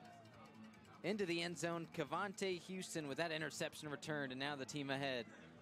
28 unanswered, and they're up by 14. Carter Ward, a high spiraling kickoff, picked up, and now a return possible on the other end, and he loses the fumble. Fumble on the play. Does it roll out of bounds? It looks like it will. You got to imagine this is going to be... No, they're going to say it's UINDY ball. We're going to wait for the official word. The Greyhounds think they have it. We look at the replay here. And it's UINDY ball. Matt Hall loses it, and it rolls, and the Greyhounds get possession right there. You see that. Number 9, and Brandon Thomas makes yet another special teams turnover, his 2nd on the year. And look at him do the salsa. And it looked like KJ Roudabush was actually the one who knocked it out on that play. Great play on special teams. 2 straight great plays from Roudabush that aren't going to get the recognition that he really deserves. He had the block there to set up the pick 6, and then he pops the ball out on the next kickoff. They're feeling themselves on this Greyhound sideline. You can salt the final 3 minutes away here and waltz your way into your 2nd GLVC championship in 3 years. Handoff will go up the middle. Buchanan gets 5. And safe to say it's been a rough day for this defensive line. Now on the other side, UINDY defensive, just the defensive team really put together a game today. I mean, down 14-0. They really came out here and turned the game around. I feel like they were one of the changing factors in holding this Truman State to no more points in the 2nd half. You're right. When one section needed to be called upon, they stepped up. You know, the secondary stepped up when they needed to. The defensive line was there all day, shutting down the run game. Yeah, I mean, shutting down the run game. I mean, they held pretty much one of the nation's leading rushers, only 29 yards on the day. Handoff goes up the middle. Buchanan, maybe a gain of 1. We'll set up 3rd down and short, and the clock will continue to roll. And even though Buchanan didn't gain a lot on that right there, his imprint will be felt on this game when we look back on it. He was really the spark plug that got things going for this Greyhound offense. No, I agree. I mean, he had that one run that set up a touchdown, and he's had a couple more runs that have gotten 1st downs and stuff, but he's been that spark on the offensive side. Other than the 51-yard bomb to Alonzo Derrick, he's been the offensive player. 3rd down and 3 from the 29-yard line. Handoff, no, quarterback keeper, Conkling trying to beat the defense, and he pushes forward. He gets enough for the 1st down to move the chains. How about that? They're having fun here in Indianapolis. These UIndy Greyhounds are pushing the ball. And with a minute and 20 left, they don't really have to do anything but milk it here. Yeah, Christian Conklin was extremely excited, pumped up after he got that first down. Minute 15 remaining in the game. They can just knee it here in the game will end, and UIndy is GLVC champs once again. And you got to think for Conklin, this is his first year with loads of playing time, a lot of volume, and to be able to see how hard you've worked and how far you've come, and to look at the scoreboard here today. And kneel down. Victory formation, how about that? The Greyhounds are going to win their 8th GLVC title in the 10-year existence of the Great Lakes Valley Conference. And it really shows the fight in this team, being down 14-0 at half, to come back out here and put up 28 unanswered points is really something special. The GLVC has been hosting football games since 2012, and the Greyhounds win number 8, an undefeated 6-0 in conference. They're going to advance to 9-1 in the regular season, and Coach Keevers gets everybody on their feet because UIndy is going to advance to a playoff game for the first time since 2019, and the Greyhounds reign victorious. 28-14, the final score as the final seconds tick off the clock. Indianapolis doing some snow angels. What a win for the Greyhounds. Yeah, it was just something great here today. Like we were talking about earlier, they showed extreme fight, down 14 at half. They really put together a whole second half and done everything correctly here today. And one thing I really want to commend UIndy on is things weren't working in the first half, so they changed things up. They switched roles. They swapped players around, you know. You'll get some of these schemes, some of these coaches who say, well, this is how I want to do it, so we're going to do it that way. If it's not working, it's not working today. They improvise. They got stuff done, and they ended up scoring 28 points as a result. And it sure looked grim to begin, right? It was 14-0. Truman State looked like they were going to have their way up and down the field, offense and defense, even special teams making great plays. But the Greyhounds did not give up. They went into the second half, and they've earned these snow angels. How about that? Just great overall performance from the Greyhounds here today. Not to take any credit away from Truman State. They played hard, played a great first half, just really came out flat in that second half, really stunned by that UIndy offensive attack. I really hope there's an audio recording of Coach Keevers' halftime speech somewhere. I need to hear what he said. Whatever he said, it sure got this team running through a wall. I'm sure if we looked in the locker room, there's no door anymore. They ran through that, busted it down, and came out firing. A 5-play drive to score a touchdown to start the half, and then they just kept it rolling. 28 unanswered points, and they're now GLVC champions. How incredible was this? We knew coming in the implications of this game. And for Truman State, it's not the end of the season, right? It's the end of the regular season, but if they accept, which you imagine they will, they're going to play in that American Crossroads Bowl on December 3rd against whoever the GMAC lets represent, and whoever in the GMAC doesn't win, doesn't go to the playoffs. I believe Tiffin and Findlay are going to be the two teams battling for that. But just what a season for Truman State. You hate to see it end that way for them, but Indianapolis, what else can you say? What fight that they had to come back down 14 at the half, and it didn't faze them. They could have been down 30 and they wouldn't have cared the way that they played to start. Yeah, I mean, they played great, and the second half was really all theirs. They owned it, and you can see them here celebrating, ecstatic that they just came away with the GLVC championship and moving on to the D2 playoffs. And, you know, there wasn't a weak spot to the Greyhound team when they came out. You know, everybody was picking each other up. They were really playing as a unit. That front offensive line was amazing. They gave Chris Conklin the time to go through his options, to make the correct decisions. And then next to Conklin, you had Buchanan, who was a spark plug, Lee, who had some crazy plays. So, and then the defense held their own. That front four was crazy when they put the pressure on, and the secondary held their own. Tomorrow, the Regional Advisory Committee will vote on who they feel should be in the Division II playoffs. That's a selection show tomorrow night, so curious to see how that goes. Davenport is the team that defeated Truman State. They're also in the region. They just got blown out by Grand Valley State today, so that's a big loss in region. UIndy obviously gets this win and all but locks in that playoff spot, guaranteed, I'd say. For Truman State, though, there's still a chance that they can come in. However, with that Davenport loss, as bad as they look today, and then with obviously UIndy winning by the score that they did, it's going to be tough for Truman State to get a playoff spot, but they're still all going to be watching that and hoping that they can sneak in the back end of it. Of course, each region, there's 4 super regions. Each one gets 7 teams into the playoffs. UIndy was ranked 7th coming into this one. Probably going to jump up in the rankings above Davenport if I were to guess, and maybe over a couple other teams. And they get to host the championship banner for 2022, the conference tournament.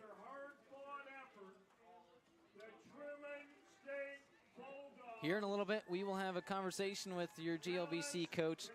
And if I were to guess, probably the front runner for GLVC Coach of the Year, and Chris Keevers. Giselle Valentine's going to be down on the sideline for that one. But first, plenty of celebration is going to ride here. And it's also senior day. It's the last time that these seniors will play in front of this home crowd at Key Stadium. Yeah, they really put together a whole performance here today. Congratulations to the UIndy Greyhounds and everything that they've done this season. I mean, they came losing their starting quarterback a couple weeks into the season, losing their star running back for a couple of games, although he did come back today. They put together a performance throughout the rest of the season after that that really got them to this point through adversity.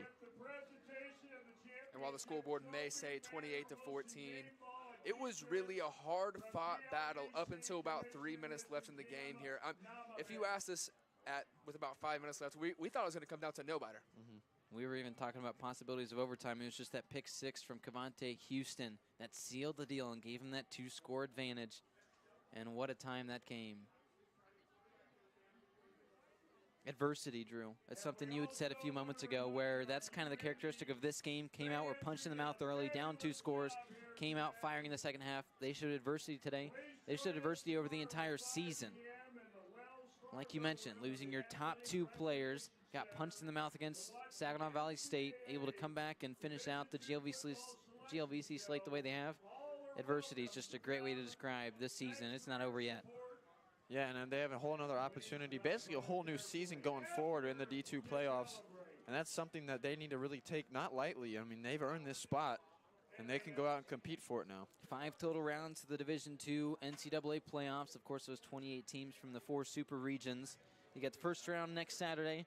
The second round, if they were to continue to win, is the Saturday after that. December 3rd is going to be the regional finals, national semifinals on December 10th, and the national championship in McKinney, Texas on December 17th. And this is a team, the way they won without their top running back, Toriano Clinton, doing his thing. He only had 8 carries for 13 yards, but it was Jaquan Buchanan with 10 carries for 82 yards. They won. It wasn't just through Toriano. I think that they really feel they have a shot at hanging with just about any team in the nation. Yeah, and I think that really shows how deep their running backs are. I mean, Jaquan had one heck of a game here today, even though Toriano didn't really show out like we thought he would. I mean, next guy up, and that's really what happened here, and that's what they really need to go forward. And what's surprising to me, this is a team that averages 240 rushing yards per game. Today they only had 89. They were thrown way off their script. They didn't do what Greyhound football is, what they're used to doing, and is running the rock and pounding the ball and running the clock out. Instead, they were forced to try to find ways to throw the ball, and they did so very successfully. 221 passing yards. And it wasn't a typical UIndy football game, but the fact that they're able to overcome what they did, that is UIndy football. Yeah, you said it. We really thought we were going to come in here and see a run fest, right? Both teams really go at each other in the trenches.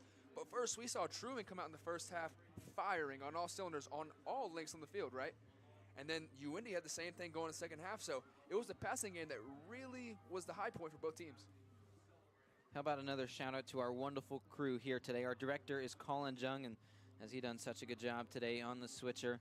Our ground cameras out there freezing right now. Derek Jones on the left sideline. Over on the right sideline was Grayson Holt in the first half. Sydney Smith in the second half. Running graphics was Grayson and Sydney as well. We appreciate Rick Dunkel for his help advising on the entire broadcast. And, of course, the rest of our crew up top was Logan Wong and Sam Gailey. It's just been such a great broadcast, and everybody else involved in the broadcast, including our sideline reporter and Giselle Valentine down there freezing on the sideline. And it's been such a fun time with you guys. And look at this. Look at the starting lineups as you've got all the names there. A little bit of fun down in the control room. But it's been so much fun calling this game with you guys. Caden Colford, Drew Ranke, I'm Nathaniel Finch. It's been a blast, and we've had one heck of a game. Let's go down to the sideline now with Coach Keevers.